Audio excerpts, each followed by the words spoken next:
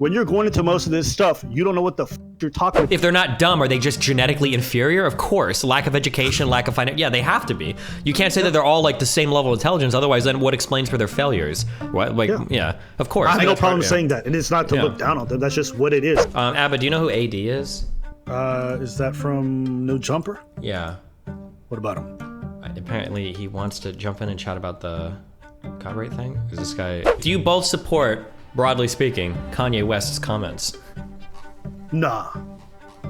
I'm not everything that not everything that he said, but who is that? Yeah, JiDion's about to jump in with that liberal racism. Nah, it's me, Sneeko.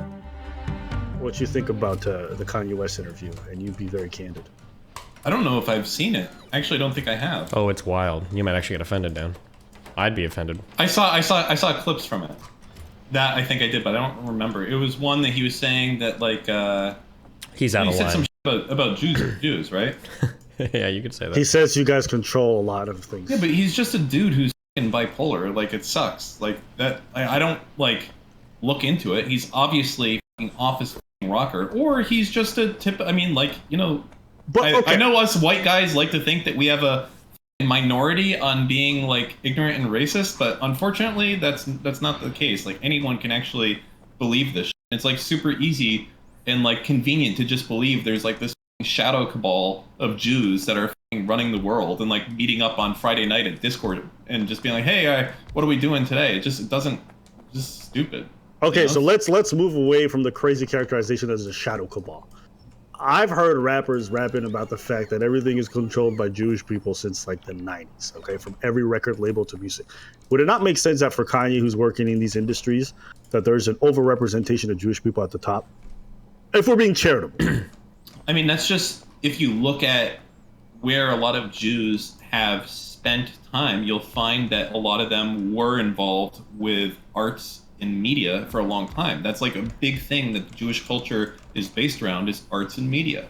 And, you know, we're overrepresented in certain categories. I'll agree, but that's just because there's going to be a lot of, I guess, generational stuff. Like if your father was an artist or your grandfather was an artist and things along those lines, like you're probably likely to fall in that path or managing or whatever it is. Okay. So when you see artists signing 360 deals, getting f***ed over by record labels, all these record labels, you know, having agents who are also like, listen, when I spent time in Los Angeles and even right now working with casting agents like that, vast majority of them are all Jewish folks. So whatever reason. Let me tell you right now, I'm already going to disagree with the idea that they're getting fucked over. And with the 360 deals? Hold on. And the reason I'm saying that, I don't know. I don't even know what the fuck that is, but I'm just going to say broadly speaking. Hold on. I don't even know what a 360 deal is, so I can't say. But broadly speaking, I'm sure that the music business is almost the same as the venture capital business, where you lose a lot of money on a lot of people with the hope that one time when you have someone blow up that you're making it all back.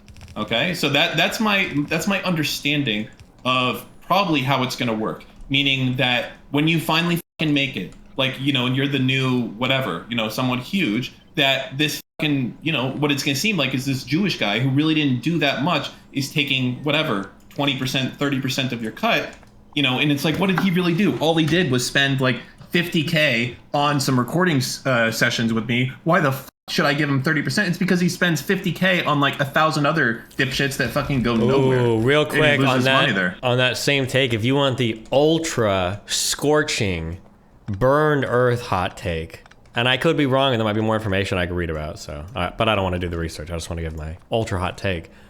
I don't know if I don't know if I agree with Dave Chappelle when he talks about how he says he got f***ed over by some people in the business early on. It kind of sounded like what Dan is talking about, where it's the standard, like, basically there's people that take risks on a lot of like up and comers and shit, and you know, they took a risk on him and he ended up being really successful, but he's like, oh, well, why'd you guys f*** me over so hard? It's like, because they're investing in a ton of like random f***ing people. Who the f*** knows who's going to make it or not? Like 99 investments fail and one succeeds, and the guy that succeeds feels like he's getting f***ed over, when the reality is he wouldn't have made it if other people weren't like willing to take a bit of a risk on him in the beginning.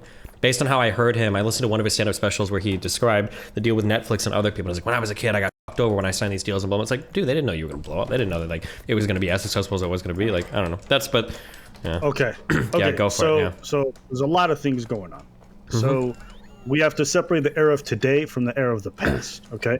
The era of the past had literally one way towards the top. So absolutely, there's people being taken advantage every single day. When you heard, deals about people making little to no money off every record that they sold, when you heard about like, there's literally organizations where they would take music from black folks and then just give it to like folks like Elvis Presley or other people who were like sanitized. There was absolutely nothing they could do in these kinds of circumstances because there was no avenues to come up other than going through radio stations. These people had a control for distribution. They had a control in regards to how the music was heard, if it was ever heard. So the idea that today is similar to the past is like non sequitur. These are completely different things. So if we're just talking about today, we can have a much more nuanced discussion. If you're talking about the past, nobody can really convince me that there wasn't a tremendous amount of exploitation in regards to artists of all races, but especially from minority communities.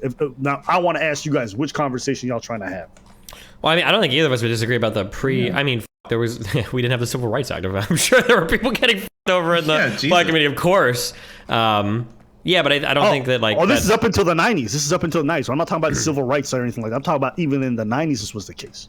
So can you give me some examples of like big artists in the 90s you feel got f***ed over? In terms of music artists? Yeah.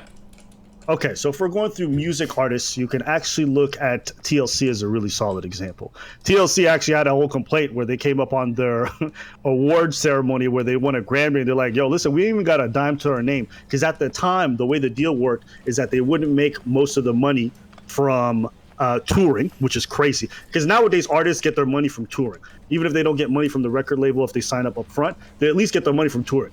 These motherfuckers got nothing. So the record labels were taking money from the touring, they were taking money from the digital sales, they were taking money from TV appearances, and they weren't just taking like a portion, they were taking the vast majority. Now, we can make an argument that the person who invests up front should definitely take a substantial cut, but these weren't just substantial, these were like all encompassing, and they would put everything towards administrative fees, all this stuff, and they would just jack up the prices. Now, things have changed today because of streaming service, because people can self-publish, because people can cut a lot of these corners or do things without all these middlemen who just beefed up. It's kind of like what you guys spoke earlier. Remember when you guys talked about like when you get an insurance company involved, all of a sudden everyone jacks up all the prices, right? Even though the service is not better, they're not actually anything a service because they know an insurer is going to pay. They don't care. That was the same thing that was happening to these artists, but to worse degrees. And you also have to imagine there's something. Okay, I don't know if you guys agree with me.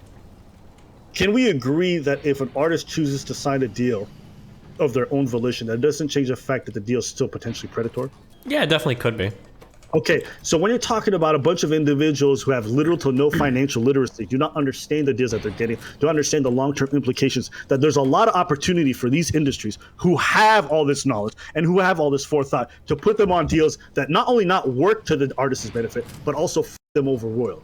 Yeah, it could be. But I mean, I would imagine almost everybody was probably getting f***ed over in that case. It wouldn't have just been like minorities. I don't even know if it would have been especially minorities. It probably would have been anybody working in entertainment.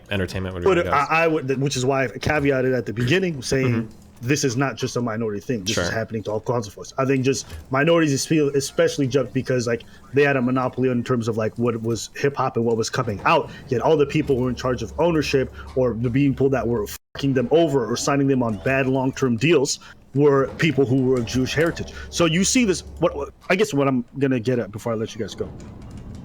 Artists and black folks who are in the hip hop industry since the 90s have been complaining about Jewish control in regards to media corporations. And to their credit, most of the people who are signing them to shitty deals and f***ing them over were people of Jewish descent. So I ask you, what do you say to those people? Do you feel like you say f*** you? Easy. That's the easiest thing in the world, right? Like okay.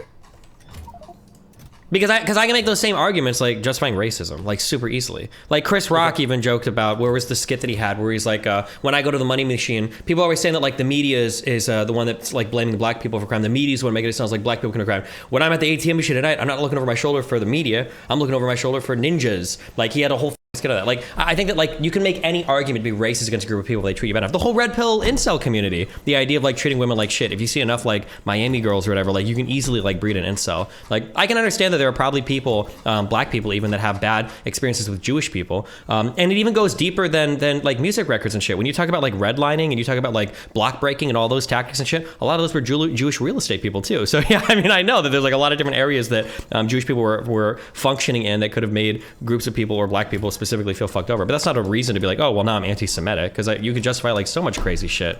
Okay. Yeah. Okay. So I think that's a fine line to cut. I'm not mad at what you're saying. I'm just saying that the grievance that they have in regards to the overrepresentation of Jewish people in positions that are constantly fucking them over, and I'm not just talking about mine, I'm talking about a lot, is understandable. That's all I'm saying. But I do agree with you that coming after them and then saying anti-Semitic statements or like, we got to get rid of these people, that's wild. I'm not talking about that. I'm trying to think a little bit about TLC, because you use that as an example. And I was trying to imagine how much, if you gave just the average musician and you give, like, so first off, I think that capitalism and competition should always work. So that deal that you're saying that they got was bad, but apparently it was the best deal they could get at the time. Because if there was a better one, I assume they would have taken a better deal. So that was the best deal that TLC a deal being the best doesn't change the fact that it's still exploitative. That's akin to saying, I let hold my on, let me finish. Okay, hold on. So that was the best that they could get. Okay? And essentially it sounds like what they got is, hey, you're gonna get nothing. But you'll be known by everyone in the world. And you know what? I think there's a lot of people that unironically probably would take that deal. Okay, but that doesn't change the fact that it's exploitative. It was the best deal they could get, and they chose to do it. It's not exploitative. If they so there's certainly exploitative things. They literally wanted to be known by probably fucking 80%. Well, not 80% of the people in the United States, at least knows, or at least that are my age or older, know who TLC is. They're like, this is worth it to me, and this is the best deal that anyone is offering to me. There is no other deal. I want to be a fucking celebrity. I want to be on TV. I want to be known, and I want to be able to have a Wikipedia page or whatever the fuck it is. And this is the only way I can do it. This is the best deal that there is. There is no other deal for me. It's either this, or I go back and I'm trying to do gigs at the local bar, making $20, being a nobody. Fuck it. It kind of reminds me of the early day of esports. Like players' salaries were like $250, $300 a month, and if you got a salary, that's like the coolest shit in the world. You're like, oh my god, $300 a month. Even though I guess maybe it's exploitative, but like back then they're just like, the industry was like so risky, like nobody actually knew, if it was ever going to be profitable or anything. So well, I just don't buy into this just purely on capitalism. Like, if it was exploitative, there should have been some other guy that was like, hey, listen, fuck that. I'll give you 20%. Those, as you're saying, those Jews want to give you nothing and just make you famous. Fuck it, I'll give you 20%. But there wasn't. So there was no group of like altruistic, white guys or black guys or Muslim guys or anyone who wanted to give TLC a chance. Okay, well, first off, there are no black people in positions of power to be able to do that. So the idea that there's going to be people from different groups who would have done it is not. There wasn't pointless. There was no black people in the music business in the 90s? No, listen, if you look at all the casting, none of them. Well, because early on in the 90s, it was all capital from like big companies. It wasn't like, somebody could correct me wrong, but like some of these companies were invested in by like really heavy people. It's not like Capitol Records is like a small startup in a kid's basement, right? Or was it? Am I totally wrong on that? Like Sony Records and all these people, this is like massive things run by Jewish and white people. I think I remember one group, what were they called? Was it Motown? I don't even know who owned Motown at the time. So I could. Let me ask you this: why isn't another group of Jewish people undercutting them and like, fuck it, let's get TLC? I'll give them 2%. Because they're all making their. Hold on, 1 second. So they're all together. Like I'm like one Jewish group's like, oh dude, fucking yeah. Did you hear that? Like Moishi over there got TLC and gave him nothing. Way to go, Moishi. Fuck that. They're gonna be thinking like, man, I should have fucking offered them 5%. I could have had. This is so stupid. Whoa, Dan, you're getting.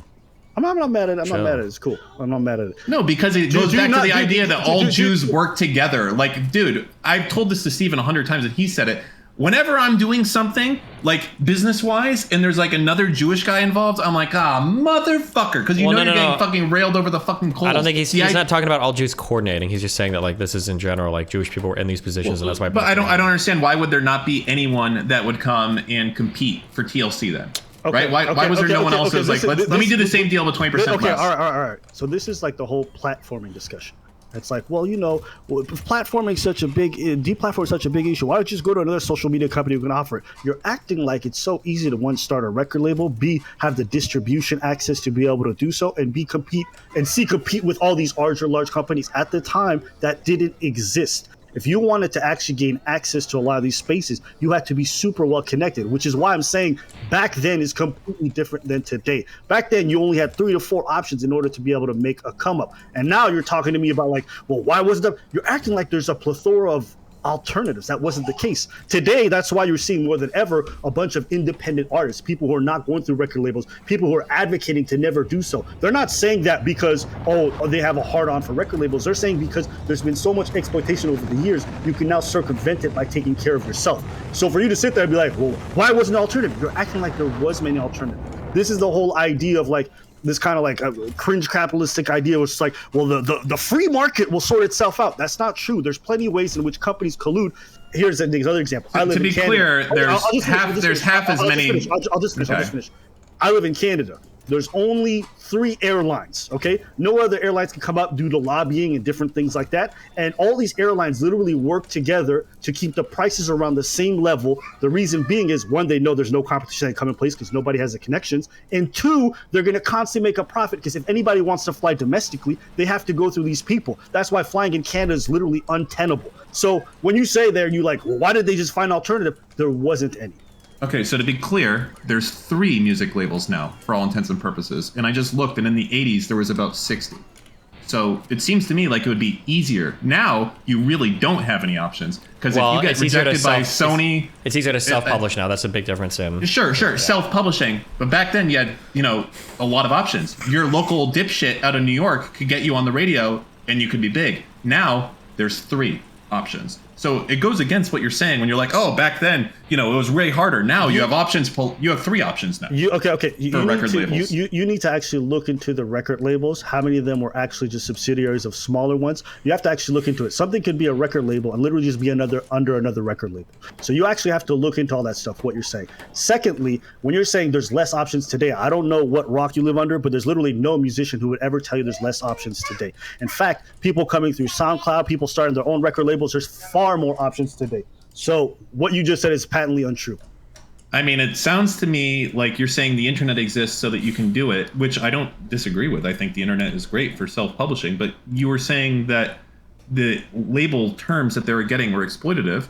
Absolutely. And but I'm saying that that was the best that they could get. And you're saying, well, there was almost no options. And I'm telling you there was more options. You're saying it's the best that they can get doesn't change the fact that it's exploitative. Because I think there's a definition of exploitative. Might be, I'm trying to think here. So like here's Dan. So in the United States, I could probably hire somebody to do work for me for like $4 an hour if they were an illegal immigrant, and that's the best they can get. Would that be exploitative or? Yeah, I understand what you're saying, but this isn't like. I feel like for a lot of these artists, they were willing to make that change. I mean, I'll ask you today, Stephen. Like, if I could do something, and I could say, hey, the next 5 years you're going to be unpaid, but everyone in America is going to know who you are. And when you're on tour and you're doing these speaking tours, you're going to make nothing. Would you do that? Me, I probably wouldn't know. You wouldn't do that if everyone in America would know who you are. That's fine to answer, but I think a lot of people would do that. Oh yeah, Well, you're asking me who's made a lot of money in this industry, blah blah blah, right? Like, but yeah, for other people that might be worth the risk. Sure, it's the phase contract. And I think that's a very fair. I think that's a very fair thing. I don't know if that's exploitative, like you're saying, Abba. That's the problem. It is. So I literally do not think it is. Hold on. I'll give you another counter example. So take college football for example. That was exploitative. You couldn't get a better deal. Let's just focus on this. No, because I don't want to argue against football or other things because I barely know anything about this, and now you're telling me into football where I know even less. Let's just stick with what we're talking about. But the reason why I bring about college football is there's literally legislative change that had to happen because the fact that these people were exploitive. Now, I'm not going to go deep into it. I don't want to. What my point being to counter yours is you're saying it's the best that they could get, so it's not exploitive. That was the case for college football for a long time, but it turned out it was still exploitative because of the rules in place and how everyone was gatekept from making any money. I'm not talking about they couldn't make just salaries. They couldn't even sell their own name or likeness. Okay. So that was seen as exploitative. It was the best that they could get, and so that's why I'm saying it counters your idea. Okay, so what I'm saying is the deal that you're saying where they make no money but they become a superhero, or not a superhero, but like a super celebrity, whatever the fuck it's called. I don't think that's a bad deal. I think that if you're gonna go and you're gonna invest millions of dollars in my name, hundreds of millions of dollars in my name, that's a good deal. I don't think it's exploitative. I think that's a great deal that they fucking got because there was probably a lot of people that they tried this to. They could have spent millions of dollars and had it go fucking nowhere. So if they become literally famous, off of this, I think that is something. You know what? People are saying, oh, slave to be famous. I think that's certainly fair. I wouldn't do it. But you know what? A lot of people would do that today. A lot of artists would be like, I'll sell my kids into slavery to do that, to go out and do that today. Not only do you get me, you get my children, because they believe that they have a message to tell to people out there. And you're like, oh, that's exploitive, you can't do it. They would give everything to do that. Like, that's the whole thing. It costs a tremendous amount of money to make TLC that wasn't free. That was by no definition free. In the terms that they got, essentially was like, hey, listen, we're going to make you a superhero. We're going to get probably everything you're going to make, okay? But, you know, in 10 years when all this contract's up, you do your thing, everyone's going to know who you are, okay? I don't necessarily think that is exploitative in that case. Sure, it would be nice if they got 20% and everyone was aligned on that front. Okay. But, like, you're not looking at how much money everyone else spent on that. And they tried to spend it on other people to have it go somewhere. And now, if TLC isn't doing anything with that with today, why is that? Why is no one giving TLC a second chance right now? Because sometimes they have ownership over their name and the likeness. They have ownership over all the masters, so they can't do any features. I'm not talking about stuff they did in the past. I'm talking about today. Does TLC have nothing else to offer? So this is where you're not understanding. Sometimes people's lives, in terms of how much time they actually spend on these platforms or become famous, is a limited shelf life. Maybe you only have 2-3 albums in you. Well, guess what? The record label signs you to a deal where they're going to maximize any opportunity for profit and mitigate any risk possible. Meaning, like, they're going to make sure that your 3 first albums, they're signing you to the shittiest deal. And so your best work, which is most people make their best work in their first 3 albums, they've got it. Okay, it's very rare that you get music artists that are gonna make 10 albums that are top notch and making money. You would be talking about less than 1% of the artists. So the reason why I say it's exploitative is in the example that you gave, you're like, well, 10 years, we invested in you, now you could go off and do amazing things. What artist spends 10 years doing the best work that they make and then goes on to make even better stuff? Very, very few. So now they've given them their best. Wait, real quick, is it fewer than the type of people that go nowhere, that gets millions invested in them every time? Because I think that number is even bigger. But where no one's like crying a tear for the millions of dollars that have spent on fucking nobodies that never go anywhere, but I still drop the money in trying to make them be somewhere. Like, you can't have it both ways. Like, that's the whole thing I'm trying to say here is, like, for every person that's like, oh, well, you didn't make it 10 years into the future to go and do something else, there's 1,000 people that this Jewish guy spent $1 million on to try and become the next fucking, you know, super famous celebrity, artist, whatever, that didn't make it. Okay, and they didn't. But you're like, oh, well, yeah, that sucks. So okay, so let me understand this system that you have in your head. The system that you have in your head is, one, they're taking tremendous amount of risks and potentially bankrupting themselves by investing in artists who are going to go nowhere. So what they need to do is exploit the artists who do take them somewhere, make sure those people come out with little to no money, and then that way the record label always wins. So the system that you're describing is one which record label does not always win. Okay, exactly. That's my point. That's why it's exploited. Wait, but hold on. Wait, what you're describing, but what you just said, that exact thing is true, and that's how it should be. That the winners are typically the ones that subsidize the losers in any capital environment like that, and that the record label always has to win, because if the record label is losing, the record label is not going to exist to make those investments in the first place. So let's say that you're going to invest in 100 pieces of talent, and you've got, you've got investors and you're trying to make money, right? Well, for 100 different talent, one might go big, and that one guy that goes big is going to feel fucked. But like the 99 other people got a shot that they wouldn't have gotten anyways. So of course the record label is going to be, taking a little bit more from that one guy that made it big to like subsidize the 99 that didn't make it and still be able to turn a profit, right? Okay, so I'm not disagreeing with you guys that the strategy that they might employ might make sense in regards to how you're describing it. What I'm trying to relate to you is that to all the artists who do end up going through these deals and come out poor, they're the ones who are financing these companies whilst making $0 or making little to nothing or coming out extremely poor. So my description to you is, even though the system you say I agree with, what I'm trying to say is it doesn't change the fact that it's still exploitative for the artists who do make it, because they come out poor and they're the ones subsidizing and financing everything else. I don't think that's a good system, and that's why today's system operates a lot better, and why you have a lot of artists who are actually making money. So I don't even necessarily think that if you're famous, you should be rich. I think the amount of money you have should from being famous. Like, what? Okay, how do I put this a better way? Just the fact you're saying that like so many people are getting fucked over. I think there's a lot of celebrities that have a lot of money. They're traditionally very wealthy. If you get to TLC's level, I would say most people like TLC are rich, or certainly upper class and not poor. What era? celebrities. Because I can tell you the people that grew up in that era and before, vast majority of them did not become rich. Are we talking about just musicians or what?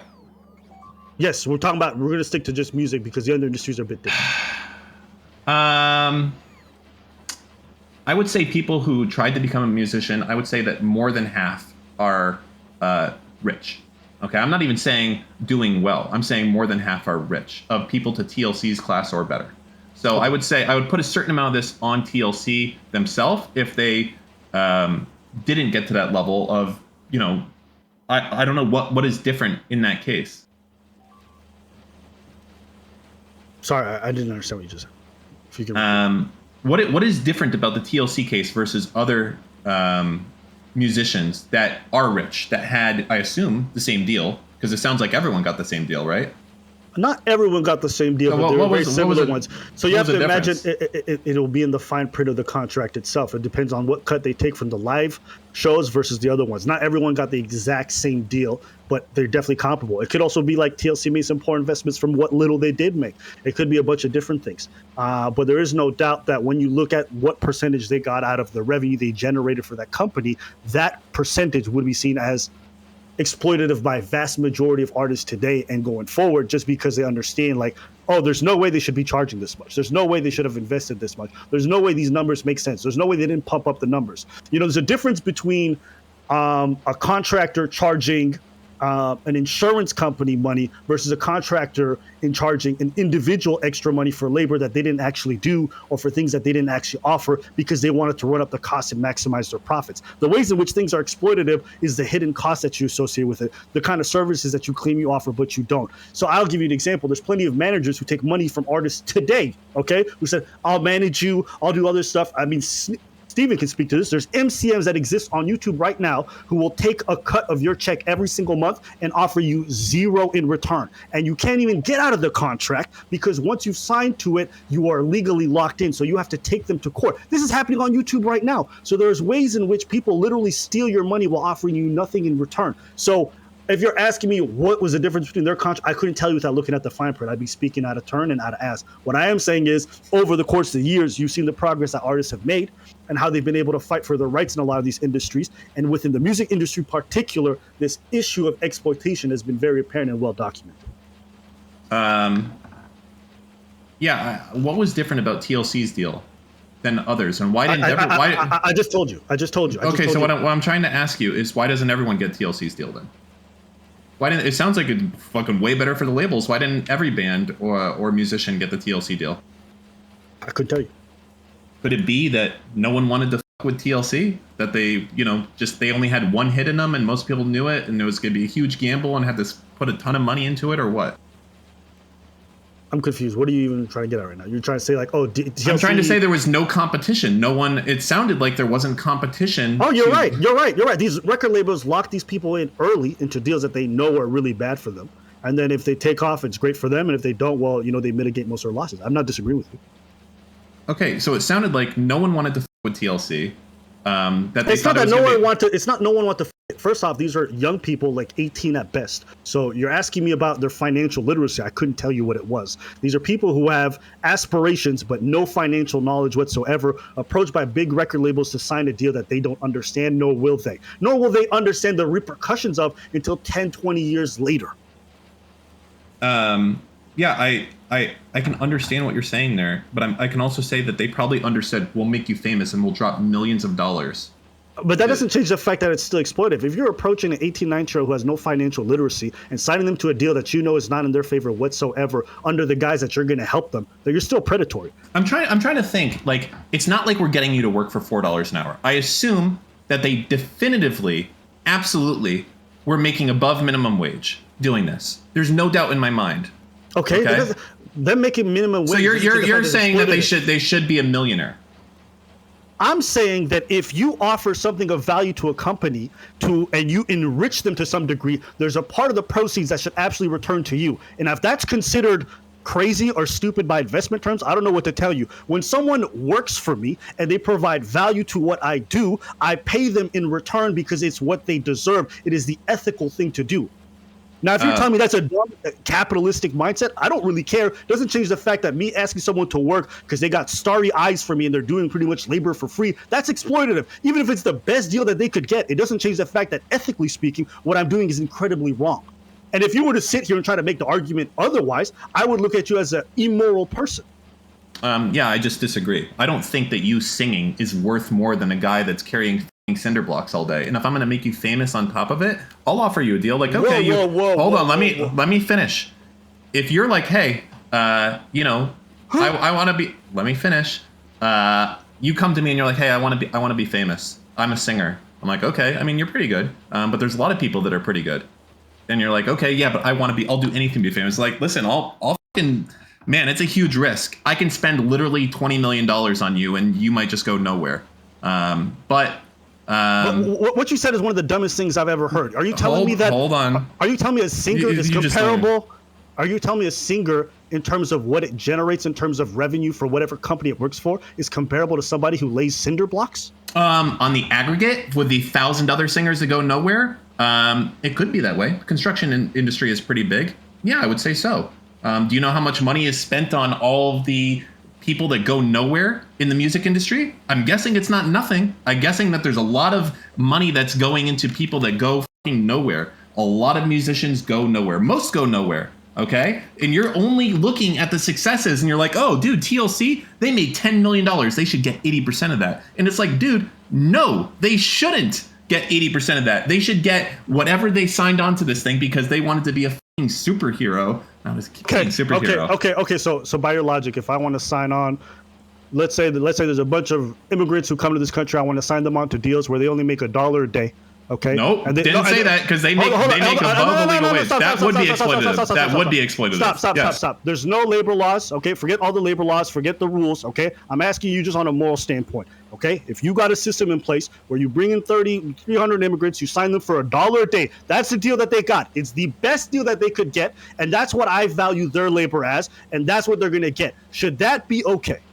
I feel like you're doing such a huge straw man. So you're telling me no one's going to compete to offer these workers. They're going to do a great job more than $1 a day. There's not going to be my neighbor who's going to be like, oh, I'll give you $2. That's fucking, well, it's stupid. It's wrong. Why would they? These people are desperate. If you're offering workers $1 a day, I will 100% come and beat your price. I'll give them $2 a day. So you're just wrong. They're desperate for work. Yes, I will beat your price. I will beat your price. Okay, so they're desperate for work. And someone will beat my price.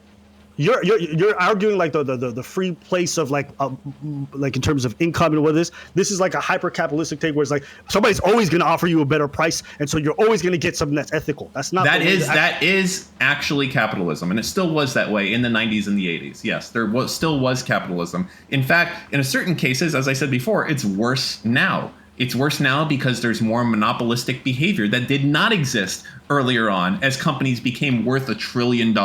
So yeah, it is like absolutely monopolies are bad. I would say things could be even worse for an artist today when basically you could have 3 companies colluding and you could get fucked today. Absolutely, because it's like, where am I going to go? I can go to Sony or I can go to Warner, or I don't even know what the ones are. I just know there's 3, and that's it. Those are my options. But back then you did have, uncoordinated more options. And I'm just saying to you that, like, when you're saying, is it exploitative to offer people $1 a day to work? Yes, it is. Especially if they expect it, because that's not enough to live on. It's not enough to buy food on. It's just, a shit show. But what I'm telling you is that if there is a free market, is that why it's exploitative? It's only because they can't have enough to live on. That's the only reason why. I would say it's exploitative if we've defined minimum wage as a concept here. And I would say in many cases that if you want to offer me some money to do some work, that in general, us as a society has decided that no matter what that work is, you got to at least start at $15 an hour or whatever minimum wage. I don't even know what it is right now. It's got to be $15 an hour. That's the minimum. Okay. Because that's what just in general you need to pay for housing, to pay for food, to do your thing. Now, if you're going to go and try to break into an industry, you might make less money for a while. A good example of this is being an intern. Okay. Sure. If you want to go and work in a legal office or something along those lines, you might say, pay me $15 an hour because I have in 6 years, I could become, not necessarily, I might be shit at my job. I might not be able to get hired. I might, a million other things here, but I could become a doctor. I could become an attorney.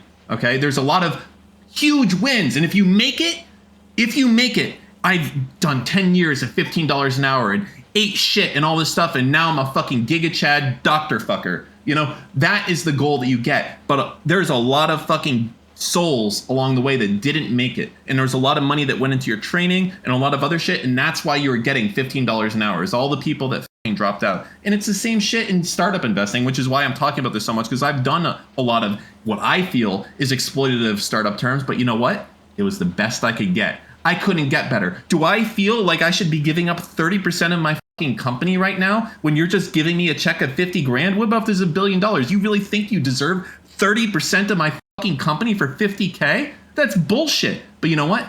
I couldn't do better. No one else was taking a fucking chance on me or my fucking company. It was you, or I literally didn't do it. I didn't make my fucking company without you. So you know what? Fuck it. You took the fucking chance. You gave me 30 grand. Now you get fucking 30% of my company. And it's the most bullshit deal ever. I literally created Facebook. I literally have billions of value, and it's bullshit. You think... Okay. Yeah. So what if I agree with everything you said? What I instead do is, you know how you spoke about internship. You take a chance, you see if it works out, and then the investment works out, great. And then from there, you get a full-time job where you're now making lots of money. That makes sense to you as a system? I think it's an investment. I view the music industry as an investment. Okay, so what if I sign you to a 20-year deal where you cannot use your name and likeness during that 20-year period? I squeeze out all the good working years out of you, and then when I spit you back out, you've received nothing. Do you think that's a fair system in place? I don't think that's legal. I think there's a maximum legal set. I think it's 7 years. No, contracts can definitely extend that within the music industry when it comes to property or image rights. They can't go longer than that. I can't argue this until I know what the actual law is. Okay, we can look into it. And we can look into it. If I'm wrong, then I'll hold the L. Okay? But if there's a contract in place that takes your best years away, would you agree that would be exploited? So for example, I know what you're saying. So there is unlimited contracts for the work that you create. If I come to work for you and I make a song, you will own that forever, or you can own it for 20 years until it comes back to me. But what you can't own is me. Okay, that is not possible to do that. You can always walk away from a contract, and any work that you've done there, for sure, will continue to be owned by them. Now there are things like name and likeness things, but I believe that there's legislation on that as well. I don't know how it was 40 years ago, because that's a very niche type of thing. You can't just walk away. You can't just walk away. You can't just go and sign with another label. You can't just walk out and start producing music elsewhere. You can't use your name and likeness, because once they've invested in you, they own that. You'd have to literally change your name. You have to change your title. It's not just possible to walk away from a contract. I don't know what it is that you're talking about right now. So there's certain things that you can't contract. I can't contract you to be a slave. It doesn't matter if you sign it or not. It doesn't matter if it's exploitative or not. There's just certain things that are illegal. So I don't know the specifics of that to do that. I will say, again, people have made a decision that they want to be famous. People have made a decision. But you're going back to the same argument. I think it's because important. It's important to get in some of these smaller specifics, because if we don't, then you can't understand how it's exploited. You're trying to argue me on a macro scale in terms of contract and investment, which is fine. We're talking about the music industry in the whole. When people leave a record label, they can't just go and sign to a different one, because yes, absolutely, these people will not just sign them on. You want to know why? Because if artists understand that they have unlimited amount of mobility, then none of these record labels make that kind of money. There's absolutely an incentive in place for them to turn away people from the two other record labels, because if they don't, then the people that they have at their spot are just going to walk to the other record label. You have to understand the way in which these monopolies work. Here's another example that you might understand. When someone gets banned off of Twitter, well, sometimes, like Andrew Tate, they got banned off of Twitch, they got banned off of this, they got banned off of that. The reason being is that these companies, even though they're separate entities, oftentimes work together, even if it's not in an official manner. That's one. Two, even though what you said is they can't contract you as slaves, and I agree, what they can do is neuter you to the point where starting over is almost impossible. The reason being is they take your name and likeness. They take away your brand. They take away everything that you've built up until now. And if you use anything of it, they'll sue you into the ground. So no record label will want to touch you. Why would I try to sign Brandy if Brandy's no longer Brandy? If she walks away from her 360 deal? I would never want to sign her, because the other record label owns all her rights. So she's untouchable. So now I have an artist who walked away from a contract that they signed that you say they can walk away from because they're not slaves, but they can't do any of the work that they've invested in themselves. Okay, I think you have a misunderstanding on name and likeness stuff, because I've looked into this because I thought I was correct, and then you were saying stuff that made me doubt myself. Name and likeness. Let's say that you sell me your name and likeness, okay, for 20 years. Okay, you'd be like, that's bullshit. You sold that to me for $5. That doesn't mean you can't go do whatever you want to do. It just means I can use your shit also. Okay, that does not stop you from working or launching a career with someone else. It just means that I can also go and launch a line of fucking ABBA shampoo. Okay, that's what it means. So it doesn't stop you from working.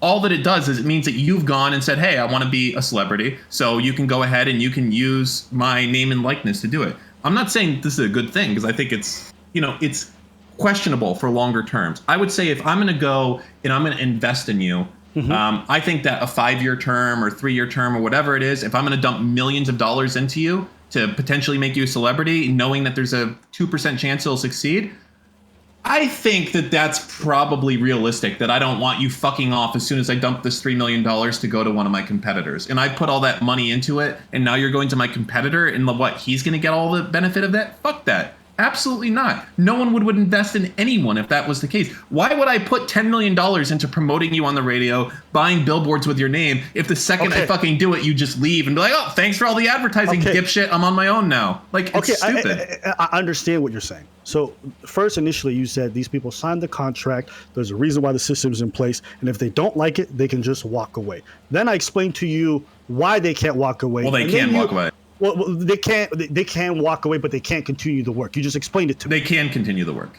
How do they continue the work? Go ahead. Tell me how you've built up a brand, right? Because you know what non-competes, you know about all these things. So tell me how they can continue the work. Go work for one of the competitors. Okay, well, I just said that you can't work for a competitor. If I'm going to dump millions of dollars, so what are record labels? What are record labels? No. Listen, I'm saying I'm agreeing with you that you can't go. If I'm going to dump millions of dollars into you, you absolutely can't. But once the term is expired, even if a name and likeness is continued going, you can go do it. I might still have a residual in your name and likeness, but nothing's stopping you from releasing an album either with yourself or with someone else and getting 100% of it. That doesn't stop you. Again, you're a celebrity now. No. Now you just said with yourself. I just told you live in an industry where that's not possible. Then one of the other record labels at the time. But they're competing with each other.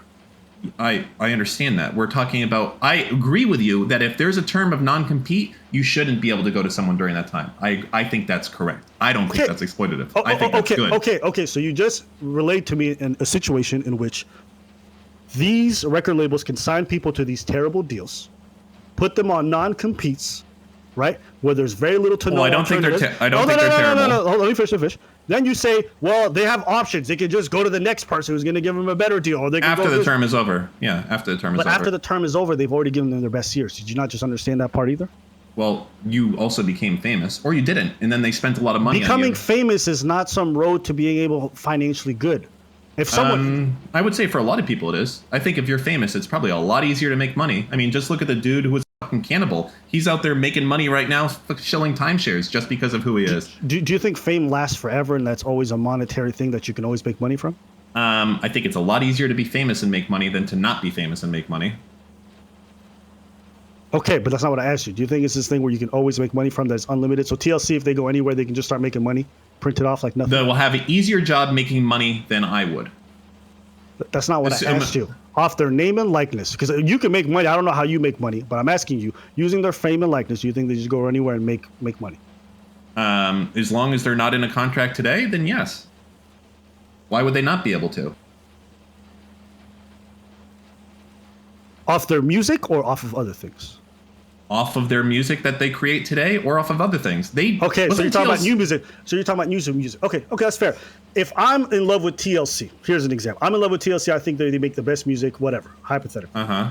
Then 10 years go by, they get out of the contract. Now they want to do their own thing and they want to perform their own songs, but they can't. How do they go on tour, try to perform their best songs, but they can no longer do so? Who's going to go? I'm glad you asked that. They have to work out a new deal. So that's capitalism. I'm glad you asked that because it's a perfect example. Right. Fuck, I don't own my songs that I did in the first 5 years of my career. Absolutely. And I want to go on tour. I have some new shit, but a lot of fans want to see the old shit. So I go to my old label and say, listen, I want to go on tour. And they're like, well, we own your old songs. I'm like, listen, to be real, obviously I know a lot of my old fans. They want to see my old songs. Some of them want to see the new shit too. So what I suggest to you is I'll cut you in on the new revenue. I'll give you like 30%. Okay, because if you're not going to do it, then it doesn't make sense for me to do it. Obviously, fans want to see the old shit, so you can either have some money or no money. And what do you think they're going to be like?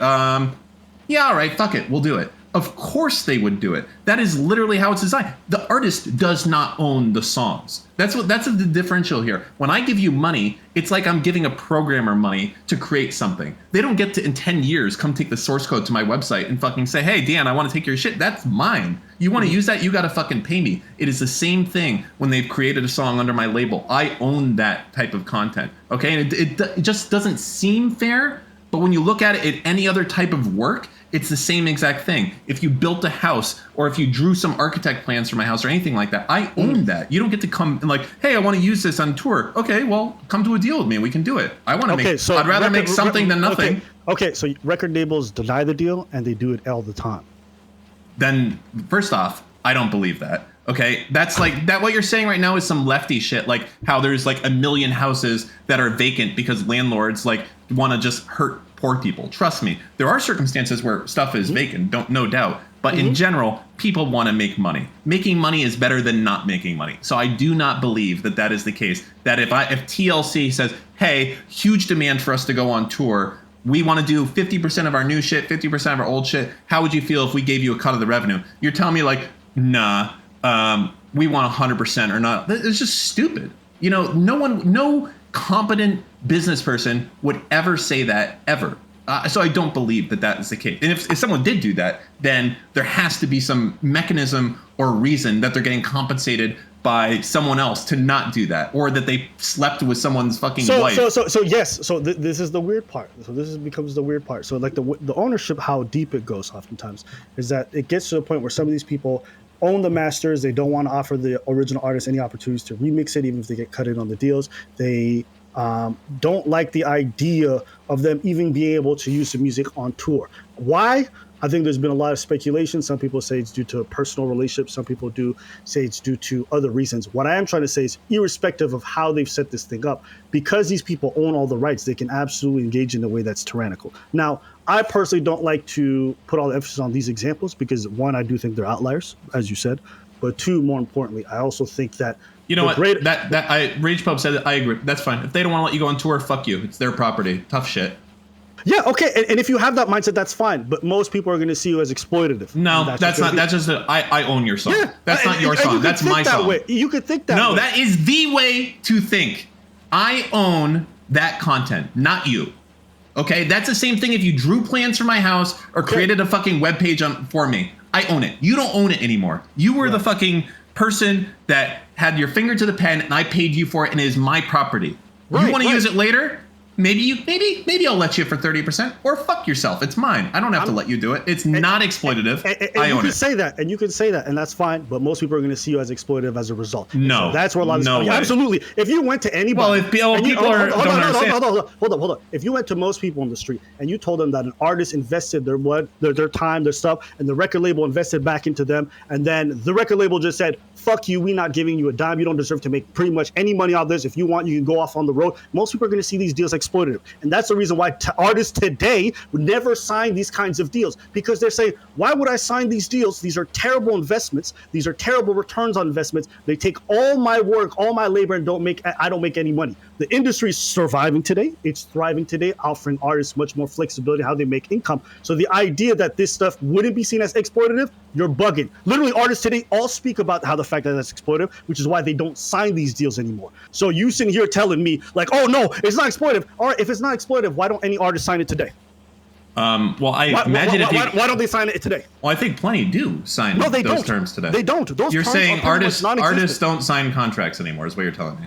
No, they don't sign the 360 deals, the ones that pretty much siphon all the money that the artist made to the record label. That's probably just because competition. I mean, and I think that was probably the case back then as well, that there was competition. Where did the competition come from? It came from the flexibility in the record labels. Well, now I think there's probably less. Okay, so that's my point to you, is that the standards that existed before funneled everybody to these systems that didn't allow for the artists to make any money. There's still the same amount of demand for music. There's still all that stuff. The only difference is that today there's more flexibility. So how are you telling me that the system that existed before, that pretty much only funneled everybody to these 3 record labels or whatever it was, is somehow ethical, when today the people have the same option to engage in these, but they don't, because they recognize that there's more flexibility? If it's so ethical, if it was such a good option, why doesn't anybody buy into it today like they used to? Sorry, say that again. If it's so ethical and these are correct ways of going about business, why don't artists today engage in the same type of contracts? I think ethical is the wrong word. I think that right now, because of the internet and because of everything else, there's a lot more competition.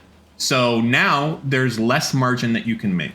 And as a result of having less margin, you have to be more frisky with how much you offer out. And there's more access to information now where people say, hey, Sony actually is offering this to new people right here, or whatever. That is certainly better that is here. More information is always better. But I would say it all comes down to capital, meaning that you have, hopefully in a healthy environment, companies competing with each other to get promising talent. And the more promising you are, the more that you are going to be able to command as your premium when you come on. And the less promising and the more of a gamble that you are, the less you're going to take. So that would be my outlook on it, is that they're all startup investments, essentially.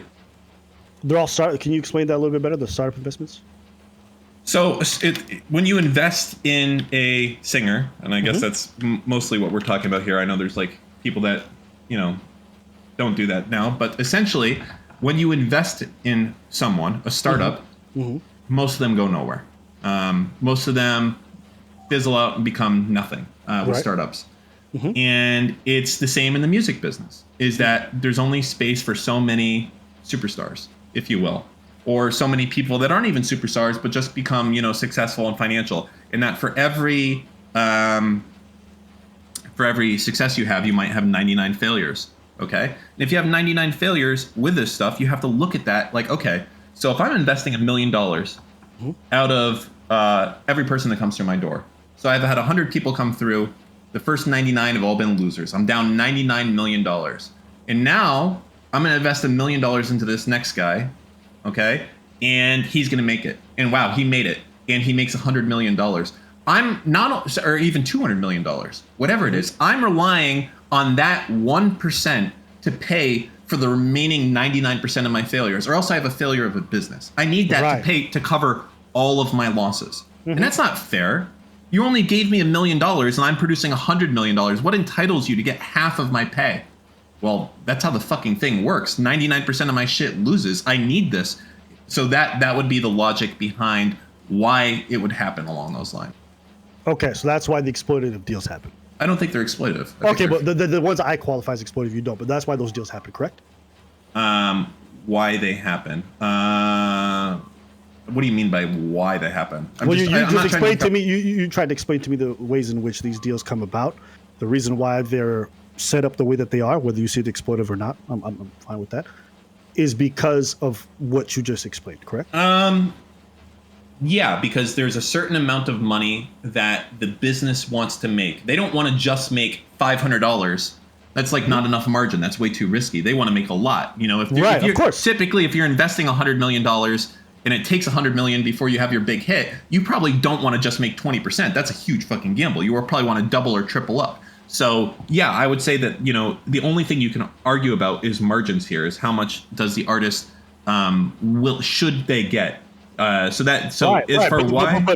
those margins are probably where all the exploitation comes into play, right? I don't think these artists are saying they should make 75 or 50%. I think even 20% in a lot of cases would be good for people. Can I give you a hypothetical? Absolutely, go for it. Let's say that I did some shitty fucking stick drawing on MS Paint, and you commissioned me to do it for $5, and it was like a picture of you, and I just did it in MS Paint, and I sent it to you, and then you spent $100 million, and all of a sudden this was like the biggest piece of art, became like the fucking Mona Lisa, but only because you spent so much money promoting it. Do you think that I was exploited? If you produced the art and you made no money off of it? Yeah, I made the $5 you gave me. And I didn't cut you a check of that? Well, you gave me the $5. You said, Dan, I want to give you $5 for a stick figure, and then I'm gonna go fucking ball. I'm actually stupid. I'm gonna spend $100 million promoting your stick figure, and I'm like, dude, why would you do that? And you're like, well, I'm crazy. I don't know. I'm wild and wacky. Yeah. I wouldn't see that as exploitative. No. Why? because there's not an ongoing negotiation or process between us. There's not ongoing labor between us. There's not ongoing working relationship between us. And I'm not taking the best years of your working life, or I'm not signing you on a deal where you can't do work elsewhere. I'm not signing you on a deal where I own all likeness of the works that you do in the future or whatever. Like, I don't own all of that. So I don't think it's exploitative, because the situation you described of is I gave you a product and then you resold that product and made more money off it. The situation I'm describing, and the one I'm calling exploitative, is one in which you have no freedom, or very little to no freedom, to do similar work in the future. Oh, okay. Yeah, someone uses an example. I actually knew this guy, by the way. At least I think he did. I knew the guy who'd made the symbol. So people are talking about the Nike symbol, who got paid $40 for it. But I knew the person who made the MTV logo, the original one of the thing. And he also just did. So yeah, in that case, do you feel that stuff is okay? Like, I have no idea about the Nike situation. I have no idea what you're talking about. Someone paid them $100 to draw the Nike symbol, and then they got full rights to go fucking batshit, and the guy has no rights to it. I mean, if that's pretty much the stick figure example you gave me. Yeah. Sure. So basically, visual artists are fucked because they only do it once and then they lose rights. But a music artist who can create new things, so you, like, the term of length is where you have your. It's not issue. just the term of length; it's how restrictive the contract is. I come back to this, man. If you're like, Dan, listen, I'm gonna pay you minimum wage to shitpost in Destiny's chat, and you weren't getting paid now, but I'm gonna pay you minimum wage to do it for the next 3 years, and I'm gonna promote this to everyone on Earth. I'm like, dude, really? I mean, I would take that deal. Like, I do that for free right now, and musicians do that for free.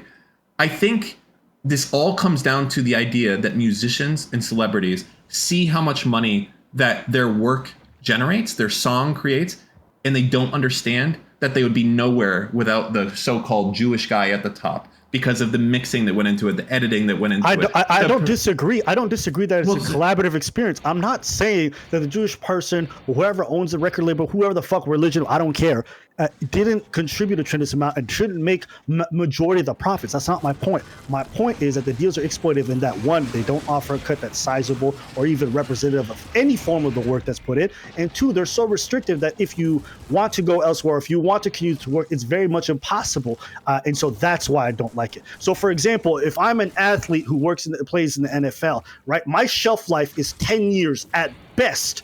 If someone signs me to deals, and they must, like, these are mandatory deals where I come in and they're 10-year deals where I make $1 million a year, and they're what are they called? Not unrestricted. They are non-guaranteed, meaning if I get injured, they can cut me at any point. So there's no health requirement to whatever.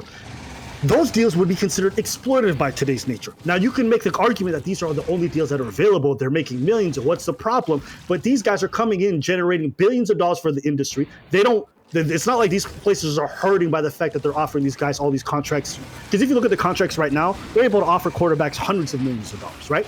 But they weren't doing that before, because the system they had in place was very much incentivized to minimize any loss of money. Not because the industry wouldn't survive otherwise, but because they want to maximize their profits at the expense of the athletes involved. You can make that same analogy for a lot of different contracts that exist today. One can say that these things are exploitative, and also say that they were the best things available at the time. I'm just looking at, like, I think we're at a standstill, because I think that if you're willing to spend millions of dollars to make me famous, and in exchange for that, you get all the songs that I produce in the next 2 years, 3 years, I think that's fine. If I'm like, okay, first off, they have to get paid. The contract is only a contract with consideration, but let's just assume I'm making minimum wage. If I'll ask myself, like, okay, like, I could be famous, but I'm not going to be a millionaire off of this. Like, I'll have to hope that I'm not going to be a one-hit wonder, that I will go and be the Beatles or something along those lines moving forward. Okay. And sorry, Jesse, you got to do something? No, I was gonna. As soon as he's paused, I was gonna catch me up. I heard like half of this. Where are we at right now? Have we made progress? Are you guys coming closer to agreeing? Or I'll let him finish, and then we'll go from there. You can go. I don't think I don't believe that it's exploitative to the level that you do. I think, yeah, I think, as I said, it's just startup investing. Yeah, I understand what you're saying with the startup investing, but I think there's a point where you move past a startup investment and you get to the point where the deal on any form of upside makes it so that the person who's giving you the income you want has no means or recourse to make money. And so that's what I worry. Well, you know what's interesting? With startups, you have vesting, right? So in a startup, I'm in one now. You know, if you invest in me, once you invest, you know that if I quit within the next 3 years, I lose all my equity? That everything I've worked for during that time, I lose it? Okay. So that's kind of, in a certain extent, you like the startup investor, this guy who just put 30 grand into me, owns me. Because if I just fucking leave 2.5 years in, I might walk away with literally nothing. Like, for this guy will own, he could potentially own all of my company if I left as well. Okay. That is just how business is done. You have to mitigate the record label's risk, and that's why the Wikipedia page for defunct record labels is like 5 pages long. It has subcategories. That's the way that your contract works with whatever you're doing with the startup, and I don't think there's anything. I don't know if there's anything wrong or right with that. I don't know the ins and outs of it, so I'm not going to speak. What I was speaking to was the kind of deals that we were talking about, where people offer the best years of their lives in terms of work labor, and then are expected to then make the money back after those years pass. I think those are the contracts that I'm referring to that are exploited, that offer absolutely no flexibility, take away your first 4 to 5 albums where you generally generate most amount of the income or most amount of the buzz and the fame, and then afterwards you peter out. And I think, go ahead. Do you know about the Channel 5 kid? Yes, is that the tall white dude who goes around doing like really cool interviews? Yeah. Yeah, I like that guy's stuff. So, have you heard the narrative around like his past channel and everything? Basically, he was signed to a deal and he had to make a new channel? Yeah, so he was signed to a previous company and they had full ownership of that channel. They completely fucked him over so that they got to maintain like everything and he owned nothing. So he left, right?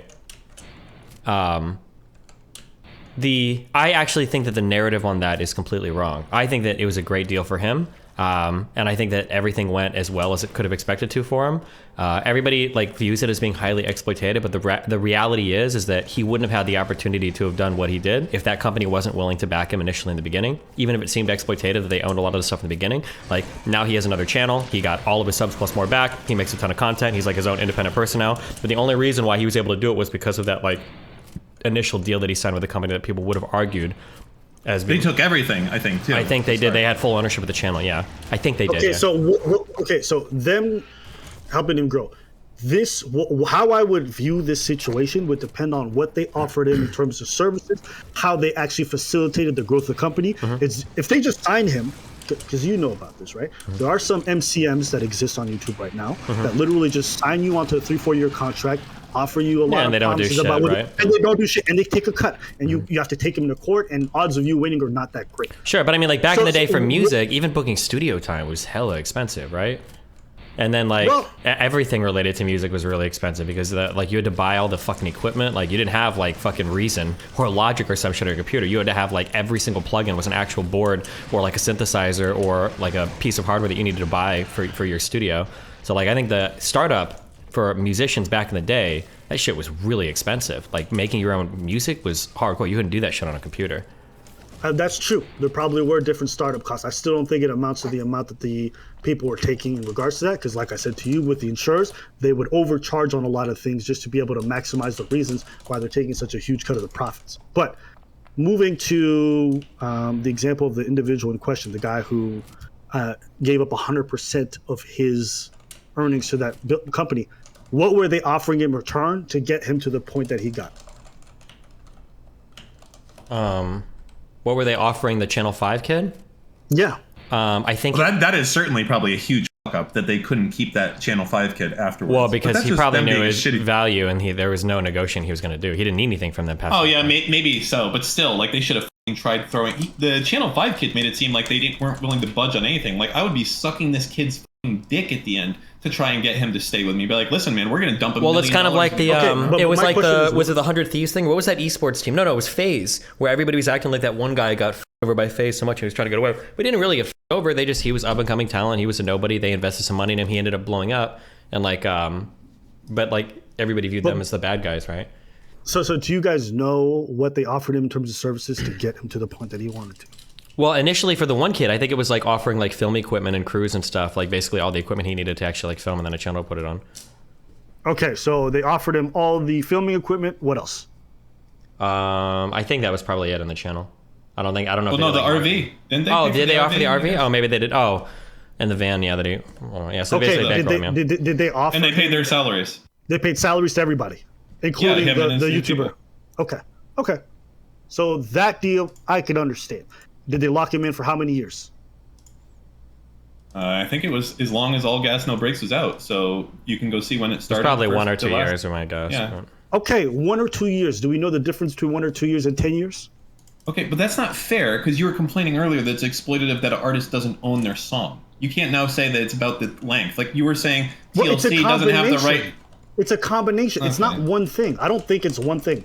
I don't think it's because they don't own their match that's inherently exploitive. But you understand the difference between locking somebody to the... So let's say it's a YouTuber like him, and he's locked into a 10-year deal, which is pretty much going to be most of his shelf life on YouTube. Do you think? Well, I think we all agree on this, that 10 years is a long time. Oh, that can suck. But I think the issue we're having is that, like, let's say that deal didn't exist.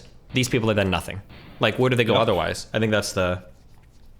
I mean, we can't say for certain. That's not... No. We can say almost certainly, because otherwise, why would they take such a highly exploitative deal, right? But because they don't know any better. No, this is not them getting food stamps. This is them trying to become a millionaire and become famous. This is not exploitative. Hold up. Do we not know of many people who don't go through their options when it comes to signing on to things? No, I do, but like that's most YouTubers. Yeah, I know I'm an today. asshole, but like I make fun of those people. Like if you don't read your contract and it's your life, like you're a fucking moron. But like, no, I understand what you're saying. They should have like lawyers or representatives, but at some point, like Jesus Christ, like a lot of these people sign under shit. Like how many people? No offense, and Machinima was a fucking company, but how many people signed under that Machinima shit and didn't even read their contracts? And then like 3 years later, like, wait a second, into perpetuity. What does that mean? It's like, well, I mean, bro, you signed it. Like the fuck. Right. And this is the issue with financial illiteracy. Most people have no concept of money or how it works. Again, this is where the whole family thing comes into play, where it's like if your parents don't teach you or if people around you don't teach you, when you're going into most of this stuff, you don't know what the fuck you're talking about. And when I'm speaking about hip-hop specifically, you're talking about people who, a lot of them didn't go to school, they didn't have any education. They'd be lucky to have one parent around. So you're asking these people to make sensible contractual decisions and not be over by a contract by somebody who's swelling the sweet nothings, because a lawyer or a representative can tell you anything. They can come up to you and they can be like, hey, this is a fantastic contract, and you're not going to know because you're barely literate. You can barely read through the contract to understand it. So I could agree with you that they deserve accountability for the fact that they signed a bad contract. That doesn't change the fact that, one, the contract's exploitative, and two, that the contract and the circumstances it's not like a place where someone can come into it and sign with like the right mindset. There's a difference between you fucking up a phone contract for 3 years and then you fucking up your entire artistic career for the next 10 years because you don't know what you're doing. Do you understand the difference between those two things? Yeah, I mean, I think we all understand the difference. It's just a matter of like, what is the capital available and like, what is the realistic function of like the capital in this industry. So like, so this is Dan's argument essentially, and I'm partial to it, but I understand your argument as well. Dan's argument is that like, let's say that it was the case that you've got a whole bunch of new kids on the scene, okay? And I can f them for like 90% more than what I should be able to, okay? I'm signing these kids to exploitative deals, ruining their lives, banking all the extra money. It's fucking awesome. So there's two things in capital markets that you would expect to see happen, I think broadly speaking, if this was the case. One, everybody would be investing in the music industry because holy shit, the margins must be huge if you're over like new artists that much. And two, if the margins are that huge, people are going to start record labels because what the if people are over people this hard, then you can go over a little bit less hard and you can make a ton of money in the process. Because if you guys are really ripping people off that much, I'll sign these people and I'll make all the money instead, and I'll just like rip them off a little bit less. That's kind of what Dan is saying, is that you'd expect new capital to flow into the industry if it really was that exploitative. But you're saying, and there is some validity on your side, that like the barrier to entry is really high. Not anybody can just spin up a fucking record label and be like, oh, now I have a record label and I'm gonna fuck everybody over, blah blah blah. It's just hard to know where the reality is between those two things. Yeah. It's not just hard. Like back in the day, you remember how everything had to go through radios? Mm-hmm. Okay, radio didn't just take a song because people requested it, but radios were literally fed playlists by record labels to tell them what songs to put on the radio. That's how it worked. So if you want to start up a new label and all that stuff, well, you can't just send it to the radio station to get it on the airwaves and to play nationally. This idea that you could just kind of figure it out yourself and new capital, like, it was not possible for a long time. That's why when SoundCloud came around, it was such a big deal. That's why we had the whole era of SoundCloud rappers. Why do you think that was a thing? Why do I think SoundCloud rappers were a thing? Why do you think it became a phenomenon, the whole term SoundCloud rapper? Well, because you can publish it on SoundCloud. I don't know who a single SoundCloud rapper is. I'll tell you that though. Wait, hold on, whoa! XXXTentacion made it on SoundCloud, right? Wasn't he the guy? Yeah. Right, and he blew up. But the thing is, he had to pierce through He didn't have to go through a record label. Yeah, because radio play became less important, and SoundCloud and online distribution became like more of the norm. Like, yeah. Exactly. So that's what I'm trying to say is when back in the day there was no opportunity for these people to have alternatives. So this idea of the idea of a fair market that would come into play where someone would come in and offer them less money. I don't think people understand the barrier to entry and how steep it was. It wasn't some minor thing where you're like, it was almost impossible for people to come in and then just bring in a slew of artists. Yeah, and I'm not necessarily disagreeing, but like there was probably like a reason why it ran that way. Like people, like there needed to be some guarantee of like return of profits because the investment was so high from some of these companies. I mean, and so risky probably. Look at all of them that went out of business as well. Yeah, you're talking about the smaller labels that were signed to the larger ones. So like it's complicated. Are you trying to say that like record labels didn't like lose money and go out of business, making big bets that didn't pay off? No, I'm talking about the fact that, okay, so the way a lot of these record labels worked is that there's the larger record label and then there's a smaller below it. The smaller below it, which is like managed a lot of the artists, but they pretty much were beholden to the larger. They're like feeder labels, basically, right? Yeah. Exactly. So those don't really count as far as like the big labels that existed back into the day exist today, vast majority of them. So the ones that you're talking about that went out of business are generally the smaller ones that don't actually have the ability to decide people's fate nearly as much. Am I making sense? So why did they go out of business? They went out of business because the artists that they managed were no longer working. So the larger company basically decided, like, we're not going to funnel money to you. You're not making money, so we're not going to pay you guys out. Well, they probably went out of business because they didn't make enough money off of what they were doing. That they didn't have enough winners to subsidize their losers, and the winners that they did have didn't cover the losers that they did have. Right. But the reason why I was bringing up the idea that like this whole idea of so many record labels being in existence is that these record labels were beholden to the big ones, so they play by the same rules. So that's why I'm saying this whole barrier to entry still exists. You guys are talking about a market where there's actual competition. What I'm trying to say is if these guys are all just operating underneath each other, that's not an actual open market. Do you understand? Like, you keep coming back to this, and I keep saying, like, why did TLC get this deal and so many other artists got better deals? You're acting like necessarily artists got better. Okay. I feel like are you guys about to retread? Because I think you've done the same argument. Yeah, I think you guys are not going to agree. So just to come back to the Channel 5 guy. So he signs a 2-3 year deal. He gets out of it. He starts his own stuff. He's working really well. Why were you bringing that up, Dis? Well, just because a lot of people wouldn't have the chance to start without that initial capital investment. And there's probably a lot of that initial capital investment that goes literally nowhere. And that may have not even been that much money. Like an RV and a few salaries, like what are they really out? Like 250K? Like maybe 500K? Like it's not, and people will definitely say like that company was evil. Like I think there was actual hate threads for that company that they did that they let this kid literally live a fucking dream life doing that shit. Yeah, I think and now this company's like the Antichrist. It's so stupid. And like people that have your views would be there like, this is bullshit, this is exploitive, I can't, and that's like, dude, that's like the sickest fucking deal ever. Go ask any other kid, like, hey, you want to go be a gonzo journalist? You and your 3 friends will pay for the RV. You know, you're not going to make much, but you can go around the world interviewing crazy people. That's like, fucking sign me up.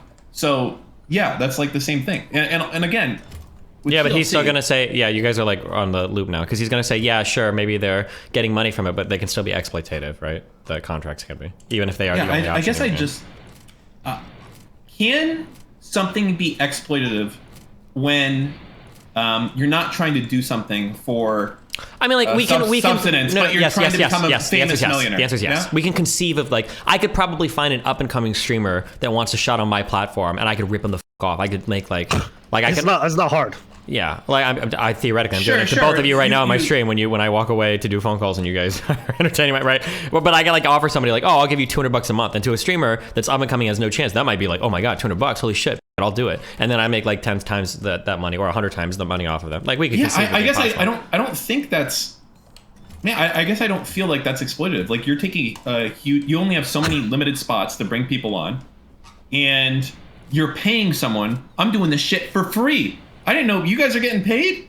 Like, unironically, I don't know. Like, this is a chance that a lot of people would do. They would do that. I don't know if it's exploitative. If this is like the best deal I can get to go and do that, I think that's like, okay. Let me see. I mean, it feels shitty when there's an industry and everybody in that industry is getting paid but you. Like, this happens to artists a lot too. Okay, but let me take this. When you make the same thing with startup investing, like if you invest 25K in my company or whatever it is, and because of X, Y, and Z, you're getting 30%, and it turns into Facebook, and now you have 30% of fucking I feel like Facebook. it's a different thing. Startup investing in an entity that's a company is different than like an individual that's like sacrificing their personal time, talents. I don't know that. Typically, when you invest in a startup, you're not even investing in the startup. You're investing in the person. founder. Yeah, of course. Yeah. So I mean, it's a lot of it is based on like I'm hoping this guy is gonna go crazy and work his balls off to do it. So that's kind of how I feel. It's like very similar to startup investing. Is that when you do make it and you're like, holy shit, the thing that I made is all of a sudden worth $1 billion, and you're trying to tell me that you get 50%? Why? Because you were the first guy there that was exploitative to me and gave me 50 grand? Like, I didn't know, that shouldn't have been the deal. You should have just got, like, maybe you can get double your money, and it just doesn't work that way. It literally, I know it doesn't work that way in startup investing because it doesn't make sense financially. It has to be the same for the music business. Yeah, like we're looping. Yeah. I think you've looped this conversation for 3 hours. All right, yeah. I think we all understand each other's points. All right. Yeah. So, anyways, Jews and Kanye. It's why you can't bankrupt on student loans. Yeah. Jews and Kanye. Oh, wait, hold on. That's where this all started. But yeah, well, we have a friend here, Young Sneeko, said he wanted to say something to you. Oh, he can come on. He can say it. I can repeat whatever I said in my video to him as well.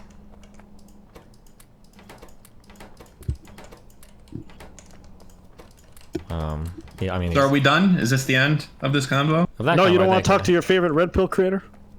I don't know enough about the red pill. Nah. You was talking shit before. You was like, yo, fuck this shit. I'm done with this arc. Destiny, move on. Yo, Oh no, I do think we should be done with that arc, but that's nothing about him. I don't even know is he literally just a red pill streamer? Is that what he does at this point? Are you? Okay, stop. What? I don't. I was asking a question. I have no idea.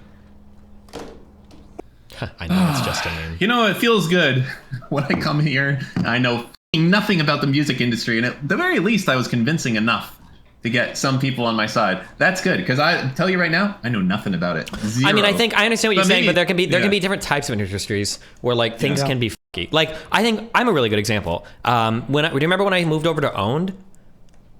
Yeah. Twitch was offering to like basically 5x their compensation to me, like in order to keep me from transferring. And my thought process at the time was that like, hold on, you're telling me that you're offering me 5x what I was getting before right now, and you didn't do that at all until another person stepped in to actually compete? Like my question is like, have I been getting taken for a ride the entire time? And the answer is yes. But I mean like, No.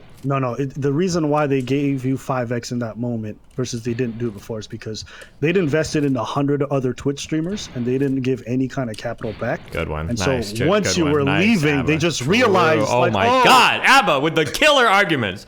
But like when that happened, I was like, okay, well, that was one of the reasons I left, because they matched the offer from Owned. They matched it. I'm like, hold on, Owned is trying to buy me for like 5x of what you're trying to f***ing match me now for. Why are you matching me? You should be overcoming their f***ing offer. F*** you. Was that just a flat rate? There was no Twitch Primes back then, right? So no, it wasn't Twitch rate. Primes. It was going to be, I think it was a bonus to subs. It was I don't even know if they were offering me a cash advance. It was a smaller cash advance, and then it was way higher CPMs guaranteed. Yeah.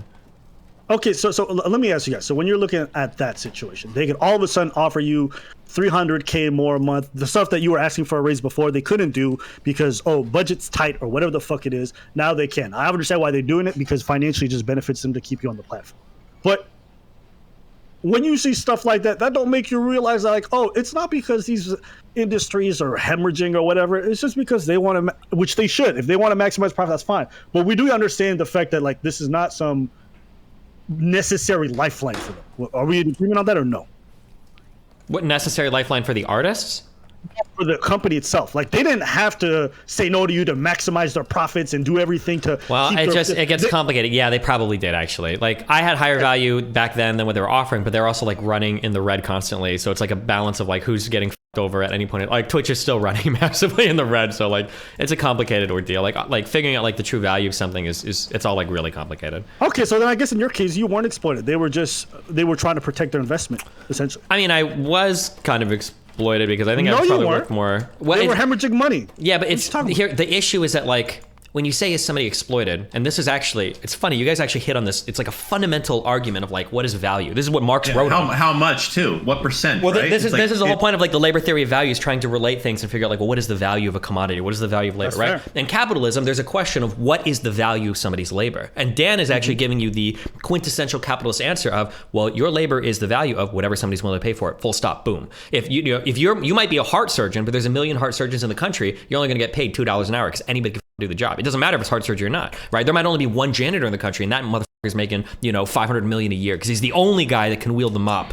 as much as our Jannies can in the DGG subreddit. But ABBA is trying to like hit at these other forms of things that go into producing like a good or service, where it's like, well, what about the time invested by the person?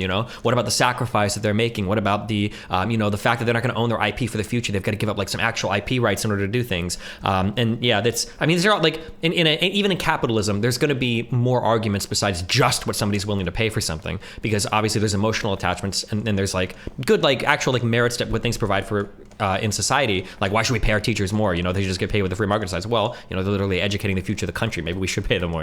But you guys are arguing about like it's a very very very very very very very complicated thing of like So what is basically I'm the capitalist and he's a Marxist. appreciate it. Well, it's not. I'm just saying there's no right or wrong answer. These are incredibly like what is somebody's labor worth? That's a really complicated. So question. he's a Bernie voter basically. Hey, I appreciate the slander. He's not a What I Bernie would voter. say- He's an artist, right? Like I did music. Like this is always a question of like friends will say like, how much should we pay? Like, can you come and do this art? I guarantee you. I'm gonna guess. Actually, I can't guarantee, but I'm gonna guess. ABBA, have you had at least one friend in your life ask to come by to like a birthday party or something and do like a routine for free? Like what? Like what kind of routine? Like a comedy Music routine, thing? like a stand-up, like come tell some jokes or whatever for like a party or a get-together. Oh yeah, there's definitely people who've done a lot of that kind of labor. Yeah, it's the same with like artists, music. Like, hey, like, can you draw this thing for me? And it's like, yeah, sure. Oh, cool, I'll do this. Blah, blah. It's gonna be like $50. I'm like, what? I'm not gonna pay you. You're my friend. It's like, bro, this is my fucking job. What do you mean you're not gonna pay me? Right? Yeah, this happens in the art world all the time. So it explains ABBA's view, and I'm super sympathetic towards it. Like coming from music, of course, and being an entertainer myself. Like, yeah, it's hard to put like an actual valuation on all the work and everything that goes into. Oh my God! At some point, Dan and ABBA, we can have a conversation on AI art. We're actually hitting the point in society where it's like, holy shit, AI is actually starting to replace like artists. Because holy shit! But Are they making good music? not music yet, but the art is actually what the fuck. Like I've had people email me shit where it's like I just typed in these words and this is what came out. I'm like, dude, I would pay a lot of money for this. Like this is actually getting to a point where it's, and you're getting like AI art like winning art competitions and shit now, and it's actually fucking wild. I'm not mad at that. I think that kind of stuff is interesting in terms of The other yeah, go ahead. Yeah, I like that. Sneeko, if you're here, you can talk whenever. I don't know if you're here or not, but okay, go ahead.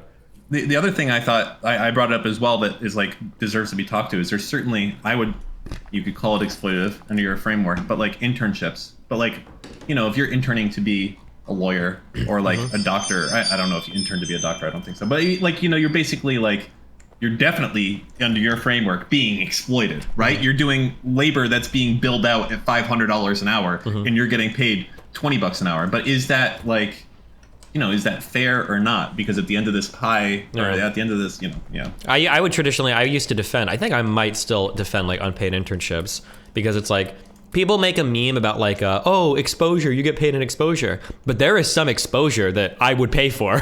Like if, the thing is people that usually use that argument are like nobodies. But like if Joe Rogan said like, hey, can you come on my show? But like, I'm not going to cover like any of the flights or any of the lodging. Like I'd be like, bro, I'll pay for your flights and lodging. Like, yeah, of course I'm coming on your show. I don't care. Like the exposure is worth it, yeah. Or even if he said like, oh, also you have to pay a $1,000 show appearance fee. You'd be like, yep, where do I pay PayPal? Yeah, you who do now? I, yeah, You know what do you I mean? want me to bring a check or cash or what? Yeah.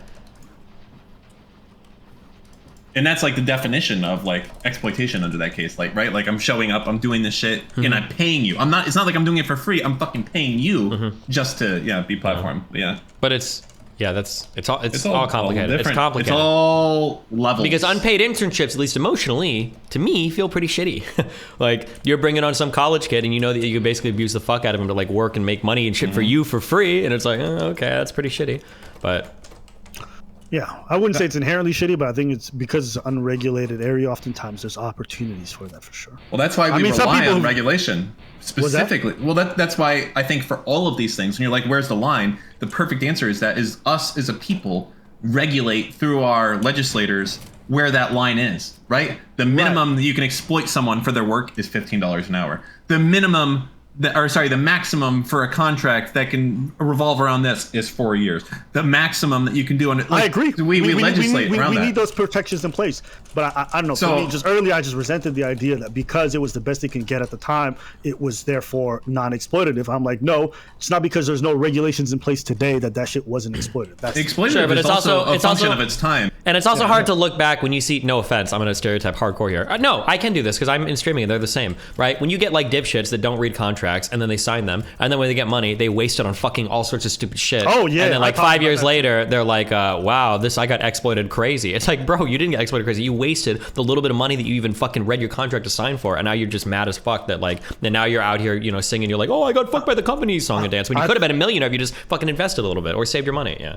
I think all I wish is that we could arm people with the tools to make the decision, so that way if they get fucked over, at least are doing it so with the knowledge they need. And I just think when I think of like we go into adulthood, and this is a discussion that you and I have had, school doesn't prep you for adulthood, and if your family doesn't do it or the family doesn't have the knowledge, then you are just unprepared for adulthood. Yeah. That's just what it is. Like, I'm 32, really starting to understand the whole tax game. My mom never understood, nobody around me understood, and I made it this far. Now, does that mean I don't have any accountability? That I absolutely do. What I'm trying to say is there's a big difference between my situation and people who are across from me, who their parents have always had accounting, or they've always had this kind of knowledge. And when you're going into adulthood and you're expected to make adult decision, but with so much limited information, like even the idea of taking student loans, like before these people take student loans, they should understand what debt is. They need to know what shit means. They need to know what interest looks like. They need to know, because like if you have no concept of money, what does a $50,000 student loan debt even fucking mean? Yeah, of course. So it's like extreme.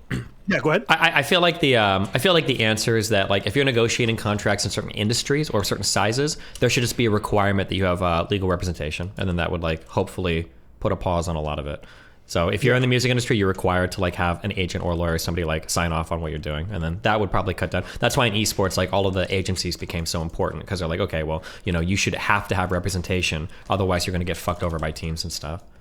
Yeah, I just want people to be better armed. I think that's my main thing. So at least that way, if they fuck themselves, or at least they know what they were doing when they're making their dumb decisions, or they should have known. And I hate the idea of 18-year-olds signing themselves to 10-year deals or whatever the fuck it is. So yeah, I agree with Dan in regards to like regulation is good in a lot of these areas.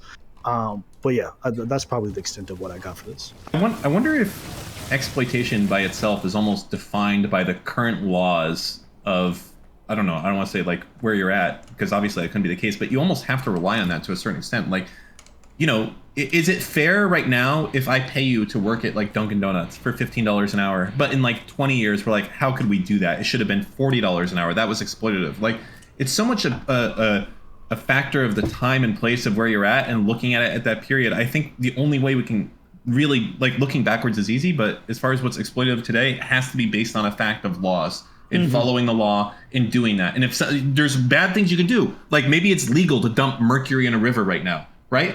And that's fucked. I'm not saying that's good, because that's not good, but to a certain extent we have to rely on laws being made that prohibit or allow things, and then determining that is the line of where something is exploitative or if something is allowed and acceptable. But there can be things that, you know, are always going to be distasteful. Like, you kind of give this example.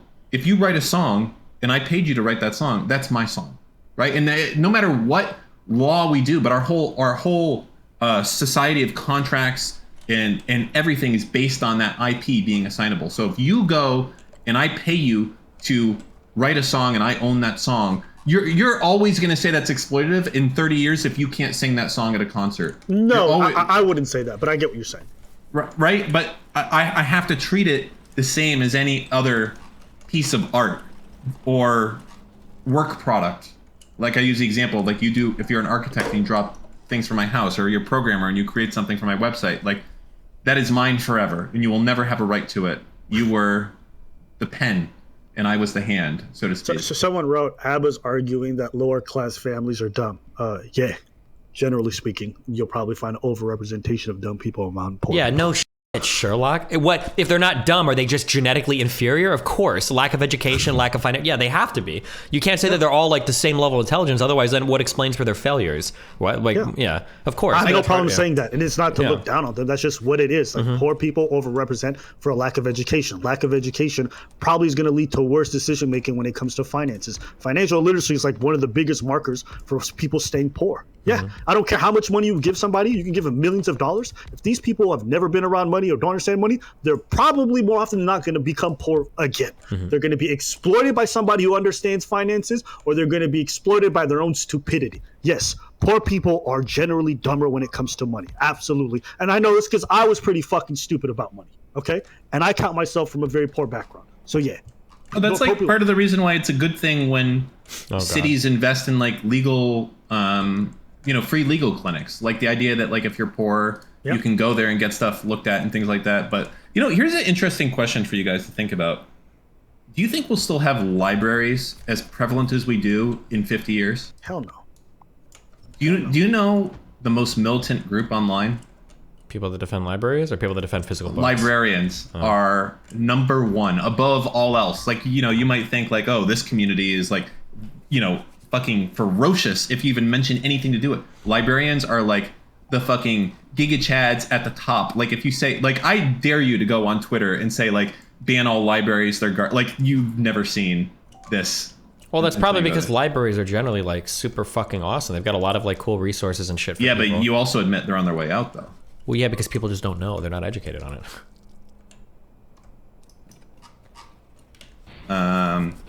Yeah, I'm pretty sure libraries you can like at some you can rent out like fucking iPads and shit, and then there's just it's people think that libraries only have books there, but there'll be like computers you can use the internet on if you got to do like job applications or research or shit like that. I think you can get subscriptions to like journals and stuff. There's like a lot of stuff. There's a ton of like your local library usually has a lot of like Wi-Fi, like amazing resources and shit. I think there's actually like some very specific laws that libraries like almost unseemingly. I don't see how it's legal. Like I know this is going to sound way too capitalist for you, Abba. I wonder how it's possible that libraries are able to exist. If you think about that, right? Like if you sell, because basically what they're doing is they're giving away a product for free, like especially like DVDs, right? Because I think you can get DVDs at libraries, right? Like for instance, you can't go to the movies. Like I can't. If you go to a bar, you can't play content on the television there for free. Right, you can't just go put on like A Few Good Men. Like that's a performance that you're supposed to pay to do that. That's the reason movie theaters and things like that are in place. But they've created laws that, don't get me wrong, are definitely good. But it's very counterintuitive, I think, to the ways that we have our copyright society done. I guess I don't know how to say it. It just seems that it would be incompatible with it. Do you understand what I'm saying at all, or am I rambling here? Are you just saying that it's hard to imagine they would exist in our current structure? Because it seems like if a library didn't exist today, if there was never such a thing as a library today, I can't imagine how you would ever pass laws to make it legal. Right? So what's that? It's publicly funded, so they probably have special rules and shit as a result of being like a government kind of org, right? Right, but that's not what I'm talking about. Like how a library exists. I'm saying that you want to take my copyrighted content and freely distribute it to other people that they can get without paying. Well, but you've already paid for it, right? No, the library has paid for it. Yeah. Aren't you allowed to do that in the United States, or can you not? Can you not loan a book to somebody? So you think I could just start a Blockbuster today? Online? Can I go do that? I think you can. Yeah, can't you? I don't think so. I think you can. I don't think that I can I can't like go download a copy. No. You just talked. Now what you just said was copyright infringement. Download a copy is violating a copyright. But if you've got a physical product, let's use a better example then. Yeah. So can I go buy a DVD of A Few Good Men and then stream it just to you on the internet? No, not unless you sell me like. Why not? You have to sell me the DVD.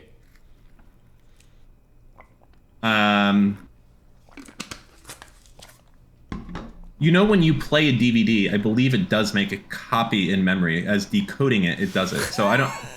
Dan, no, I don't mean to be hyper technical here, because you're getting hyper technical. Well, you're making a hyper technical argument as well. No. I think my thing is literally the de facto argument. Like, I can share with you, like, when you buy a piece of software on a DVD, I think you are licensed one person per that piece of software. And if you sell that actual, like, hard disk to somebody else, then that license transfers to that person, I think. But, like, I can't just, like, stream it to you, let you download copies of it, because now I'm violating the right to make copies of that work. That's what a copyright is. This is the exclusive right to make a copy of a published work. So what about if I just let only one person at a time watch my DVD on the internet? So only one person at a time. Without selling it to them? Without selling it to them. I own A Few Good Men. My guess is going to be, one person can stream it. My guess is going to be that there's probably, like, codified in law somewhere. There's going to be actual, like, definitions of what, like, a performance is considered. So, like, if you show a DVD to your family, it's probably okay. But if you have, like, the whole neighborhood come over and watch, or like 20 neighbors, that's probably illegal. Like, I'm almost positive that, like, if I buy a movie with your family, then do you hear what I just said? There's probably, like, a difference in, like, audience size that makes a performance acceptable. But, like, I'm almost 99% sure that I couldn't buy, like, well, people do this, but if I buy a DVD and I do, like, a showing for my whole apartment complex and there's, like, 50 people watching, I think that's technically illegal. Like, you could, like, nobody's going to actually get you on that, but I think it is technically illegal to do that. But that's kind of what is the public performance. Yeah. There is a specific case on point that talks about limitations of friends and family. So, like, if you have a birthday party, let's say Nathan has a birthday party, all of his classmates come over or whatever, and they decide to watch him. That's not illegal. But the one case that they did get tagged on was, like, a school does an open theater. Yeah, I was going to say, I bet for what you just said, I bet that depends. Because if I did a birthday party where I invited his whole class and, like, 150 kids show up, and then we all go to the backyard and turn on a huge projector and watch something, I bet that would count as a performance. I don't know what the delineating factor is, but, like, I don't think you can do that legally. I know a lot of people do it, but yeah. Usually it depends on both the size of the crowd and, like, closeness of people. So if you had 150 people and they're all, like, family, you'll probably get away with it. But if you're just opening it up to, like, the broader neighborhood because you got it out on a back lawn, you got one of the inflatable ones, and you're just like, hey, everybody that walks by can see it, then that's cross that line. As far as what Dan's talking about individual copies online, I'm sure that they'll sit there and say that that's copyright infringement, but it's an interesting case that hasn't really been talked about with yet, although there are features on DVDs that allow for this already that are built into the software.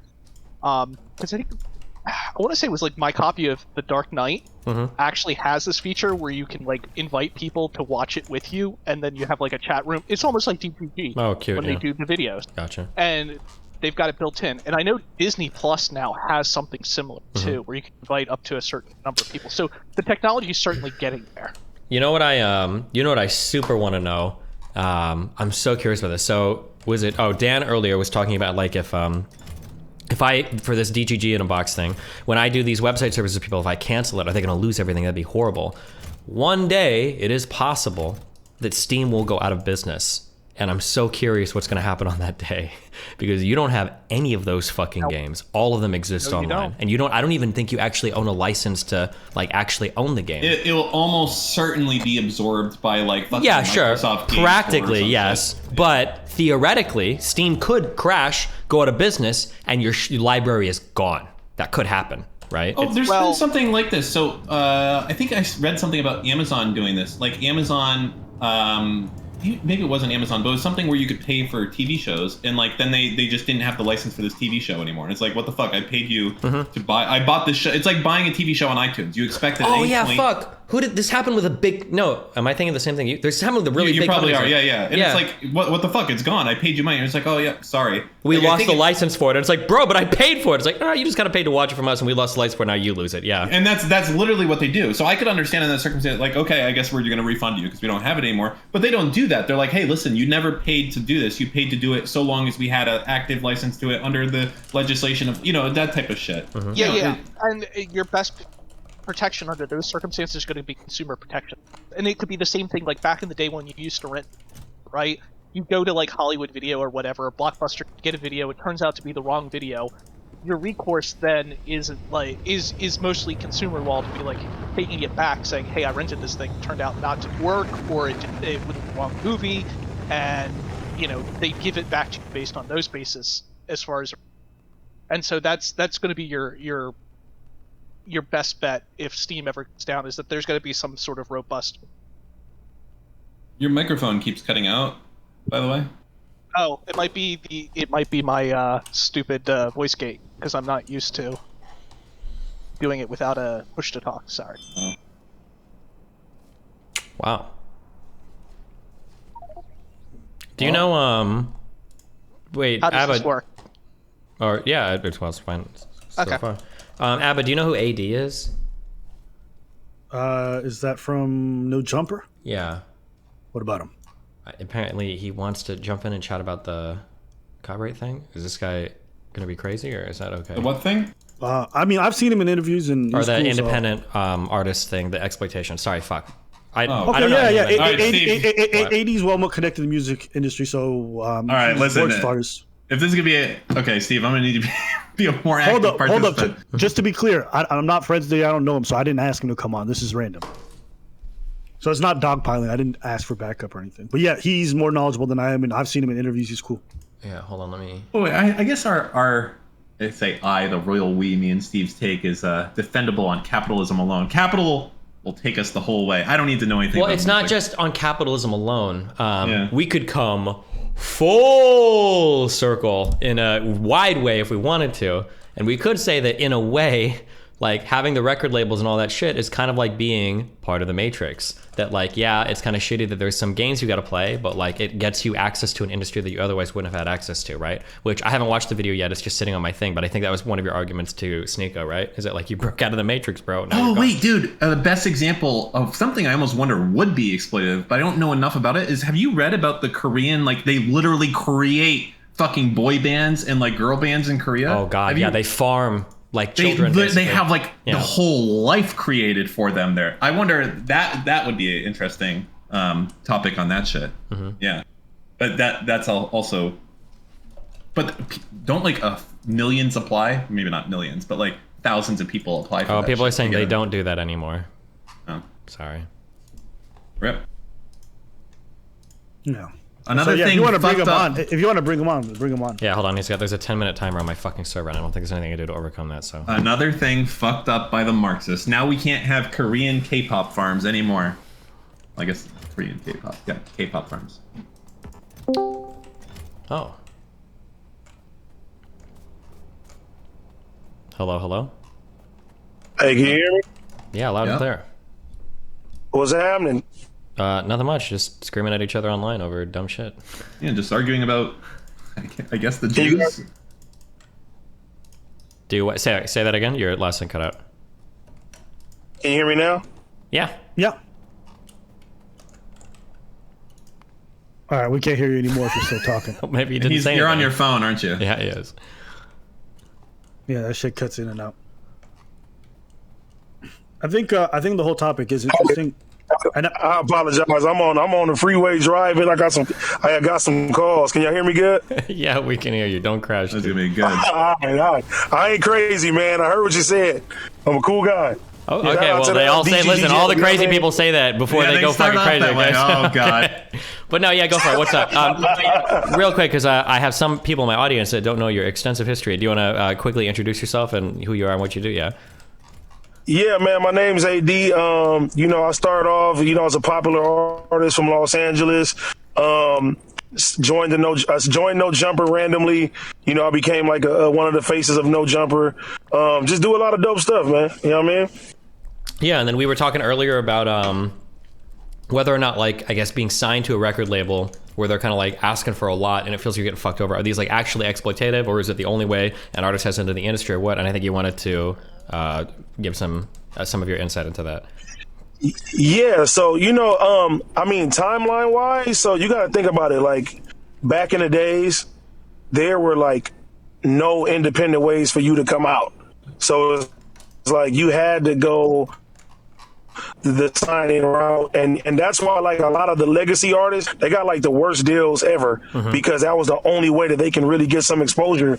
And nowadays, you know, it's 50-50 because I know a lot of guys who turned down like bad deals and they ended up, you know, not really getting really nowhere.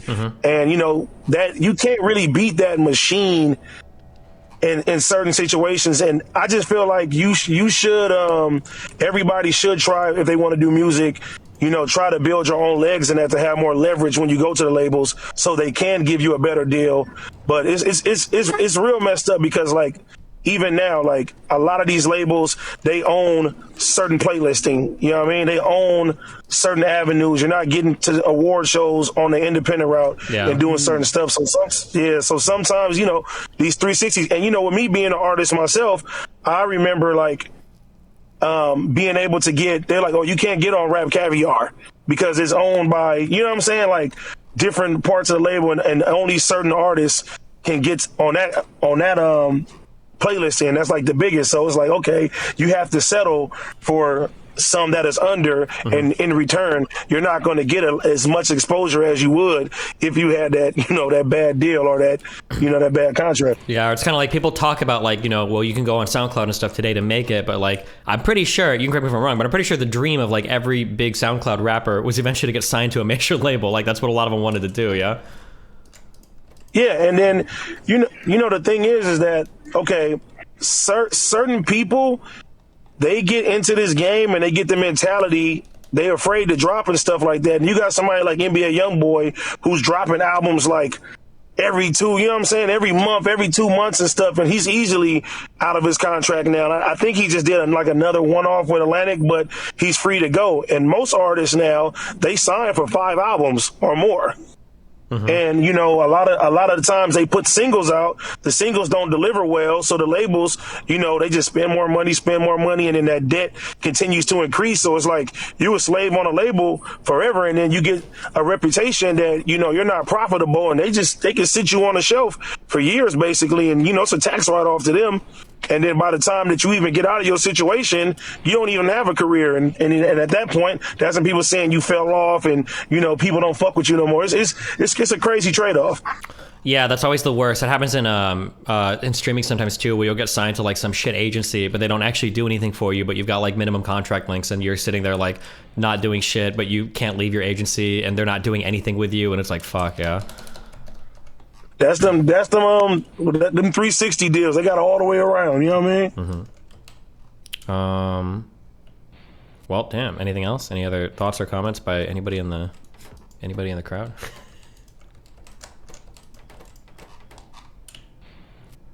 Nope. Okay. Well, do you want to add anything else? Or? I think that ultimately, kind of me and Dan's position were that like some of these things like kind of sucked. That like definitely people were kind of like taken advantage of, but like back in the day, the industry was like so rife with uncertainty and everything that like you kind of had to like screw people over and hope that you run into those like golden winners, because like there would be so many losers that you'd end up signing that wouldn't make any money. So like you basically like the winners end up subsidizing like the smaller contracts for all the losers. So you kind of have to like take advantage of the winners as a company in order to stay afloat, basically. That is a good way. You know what's crazy too is that like, you know, okay, just hip hop in general. Most of the time in hip hop, you know, they're kids from the inner city. They come from poverty. Yeah. And, you know, like if I remember when I was coming up, if somebody would have offered me $5,000, $10,000 and given my pocket, I would have signed my life away. You know what I mean? Because at the time, that's like a lot of money. And in the grand scheme of things, it's like, oh no, you're giving somebody peanuts. So it's like, yeah, you are taking advantage of them. But, you know, certain people, they have conditions in their life that they can't afford to turn down a certain amount of money. And in today's times, it's like, you know, it's so much harder to even stand out, because there's albums that drop crazy. And it's like, you know, I think right now, the music industry, they said it hasn't been this bad since like 2014, where like when Kendrick dropped, everybody said, oh, he flopped. And then he sold more in hip hop than anybody this year. And the only other people was Kendrick, it was Drake and Little Baby now, and I think Future. But at the time when Kendrick dropped, they were like, oh, 250,000 first week, that's a failure. But now that's the new standard. And I don't even think we're going to see a time in a while where there's people selling 300, 400,000, 500,000 in a week anymore. I remember Lil Wayne, when he dropped the Carter 3, he sold 1 million in a week. So it's like, it seems like the album sales now, or the people's attention span for music in general, it just keeps declining, even though hip hop is still on top, the main genre of music.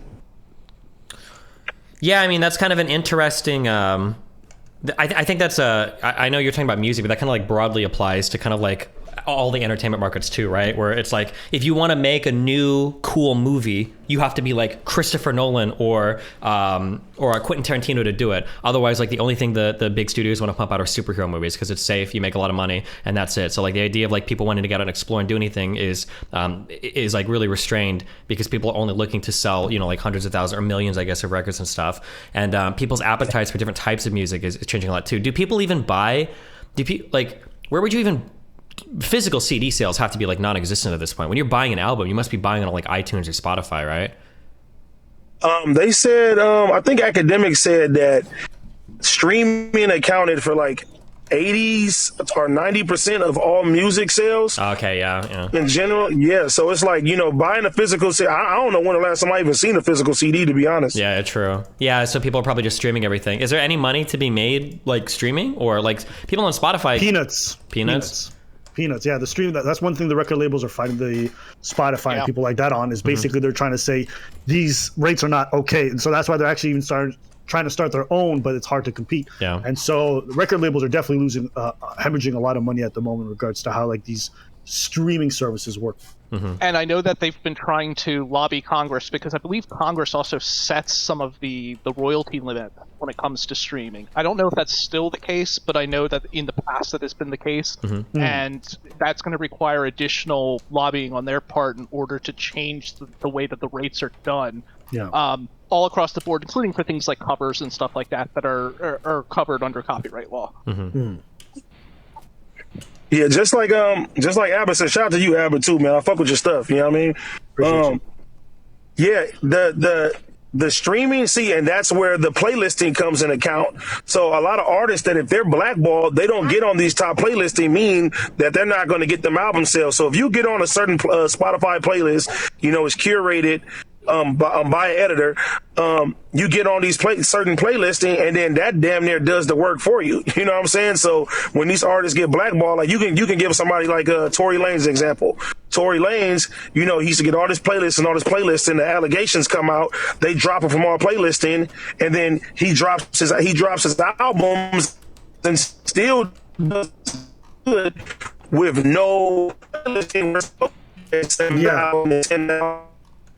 Yeah, we're losing you a little bit there. Yeah, you're coming out of a lot, not a little. Hold up, I actually want to ask. So yeah, sorry, you want to finish that? Can you? Oh no. Yeah, we couldn't hear you for a little bit. Nah. Saying that, you know, the allegations and stuff, they dropped from all the playlisting, and when he was dropping his projects, you know, he was doing 6,000, 7,000, and now his latest album, I know he just did like 25,000. He became number one. You know what I mean? For the week. When you go listen back to the stream, you're gonna sound like T-Pain. I think it might be the internet, bro. I'm talking all lie, bro. The internet got you sound like you got auto-tune on. Yeah. 2 miles. I wanted to actually. I wanted to ask Dan. Dan, when you hear about these practices, when you hear about the fact that like people are shoehorned through playlists, or there's blackballing for award shows based off of who you're signed to and the limited options that folks have, does that make you reconsider the way that the market and the industry works, or do you not think that's an issue per se? I guess the question comes down to, are you asking me that like shit is sometimes unfair and that there's nepotism and favoritism and people get better contracts because I knew you, and that's always going to be the fucking case. For sure that will always be the case, and that's like I don't think you get around that ever. There's always going to be that element of favoritism or anything. But like in the end, are you following the terms of the contract, and are they following it? And that's the minimum. They can go above that, but they can't go below that, right? Because if they go below it, you get out of the contract. Both of you do. Okay. True. Sorry, AD just pulling through every 2 seconds to be like, error, it's killing me.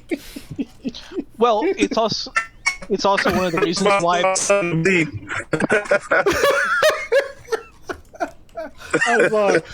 sorry, my bad, brother. When you hear the stream back, you're gonna know why I was laughing. This shit was funny. But sorry, keep going. Oh no, it's all good. I hear my son, he over there, yeah, he doing that too. So I'm like, man, that's cool. Sorry, you were trying to speak? Someone else was trying to speak. Yeah, I was just going to chime in and say that this is one of the reasons why, when you look at states like California, they have such robust rules on contracts and stuff like that. Even though it doesn't do enough at the end of the day, you know, learning from sports, learning from music back in the day, it's one of the ways that these. Wait, I'm sorry, esports Batman. Uh-oh. I have to interrupt you. There's a big little factoid that Papa Bear just found out. This is going to blow ABBA stocks out of the water downwards. ABBA? How did this conversation start? I believe it was you slandering my people, the Hebrews. Oh, no.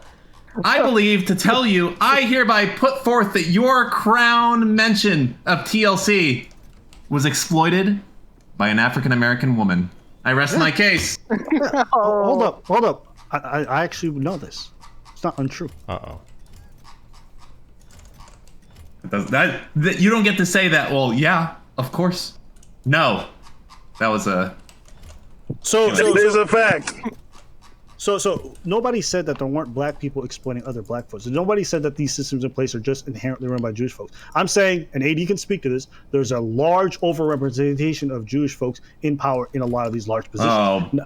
Steven's only. I am not equipped to have this conversation. I haven't dealt with enough people yet. Steve has to do it. What? No, in the esports Batman, you aren't either. Our people need. What am I? Hold on. Wait. What am I defending Jews right now? I didn't sign up for this. Defend our people immediately, Steven. You're saying that we're overrepresented despite being 3%. Well, I mean, you kind of are, aren't you? God damn it, Steven! Not what like am I that. supposed to say?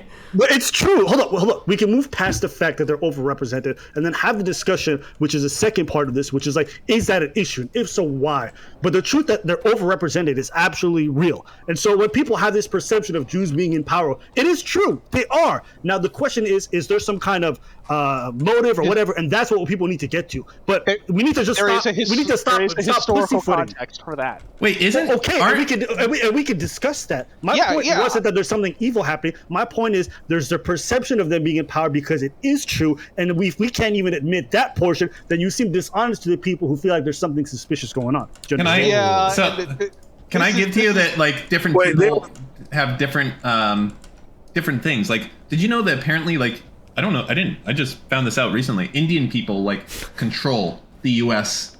hotel and motel market. They're like the gods of hotels and motels in the United States. Does that mean that like that's just probably because like their parents like were in that industry and they were taught that, and you know, that type of stuff? It's not like, were you saying there's like a genetic Jewish disposition to be like a money manager or something? No. There's a reason. Hold up. Someone already explained this to me before, but they told me there's a reason why Jewish folks are overrepresented in the arts. I'm sure there's a reason for that. And then you could also speak to the fact that there's a certain level of nepotism involved, or like connection. I wouldn't even call it nepotism. Like, if you run a business, all the time you're going to give it to family members. It's very common to do so. We could have that discussion. Now the question is, I just reject the idea that Kanye said something crazy when he says, "Oh, Jewish people are in power and they're controlling most of the music industry." Yeah, they do. That's not a hot take. So to get on this, there's no African American owned, there's no black owned distribution for anybody in hip hop. So that's 100% fact. Uh-oh. So the reason why, for instance, and I'm going to take money and banking for example. The reason why that there is a prominent Jewish position within that is that if you go back far enough, back in the day, these were considered not well-liked positions. And so due to anti-Semitic attitudes and other stuff, that's where they kind of were able to find jobs, but also to the point when you look at the way that Christianity, Islam, and Judaism treat interest rates, usury was a sin, and generally speaking, you don't, as a Christian or a Muslim, don't charge interest rates. As a Jew, you can. So this is where these sorts of communities kind of coalesced and, started to make stuff for themselves and then branched outward, as you said, by giving businesses to their families. And similarly with the entertainment industry, from my understanding, was many prominent Jewish people were among the first movie makers and the first major stars out in Hollywood. So, or at least, or that it just kind of hit the ground running from there. Oh, okay, so I want y'all to peep it. So we agree that these folks are in power, okay? Now, some people believe it's for some world cabal nonsense, okay? Some people believe it's this reason. I just want y'all to understand the perception of the thing, because at the end of the day, to most average people, perception is reality. Then we can do the discussion about the reality of the things, but I want you guys to understand how it looks when hip-hop artists are coming out and creating these billion-dollar industries, okay? And then they're being signed to shitty contract that 80 backs up and that a lot of people speak to, and that the fact that a lot of these people who are signing these people to the contracts, generally speaking, are either distribution labels that are run by Jewish folks or managers who happen to be Jewish.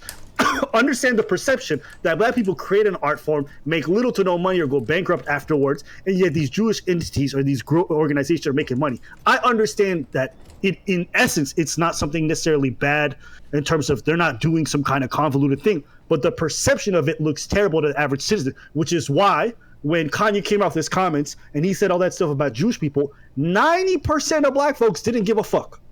They looked at it and said, yeah, that shit sounds real. Okay, that's all we've been hearing forever. Okay? So that's the perception of the thing. That's what I was trying to get at with you guys. Now go ahead. I understand that. Thanks.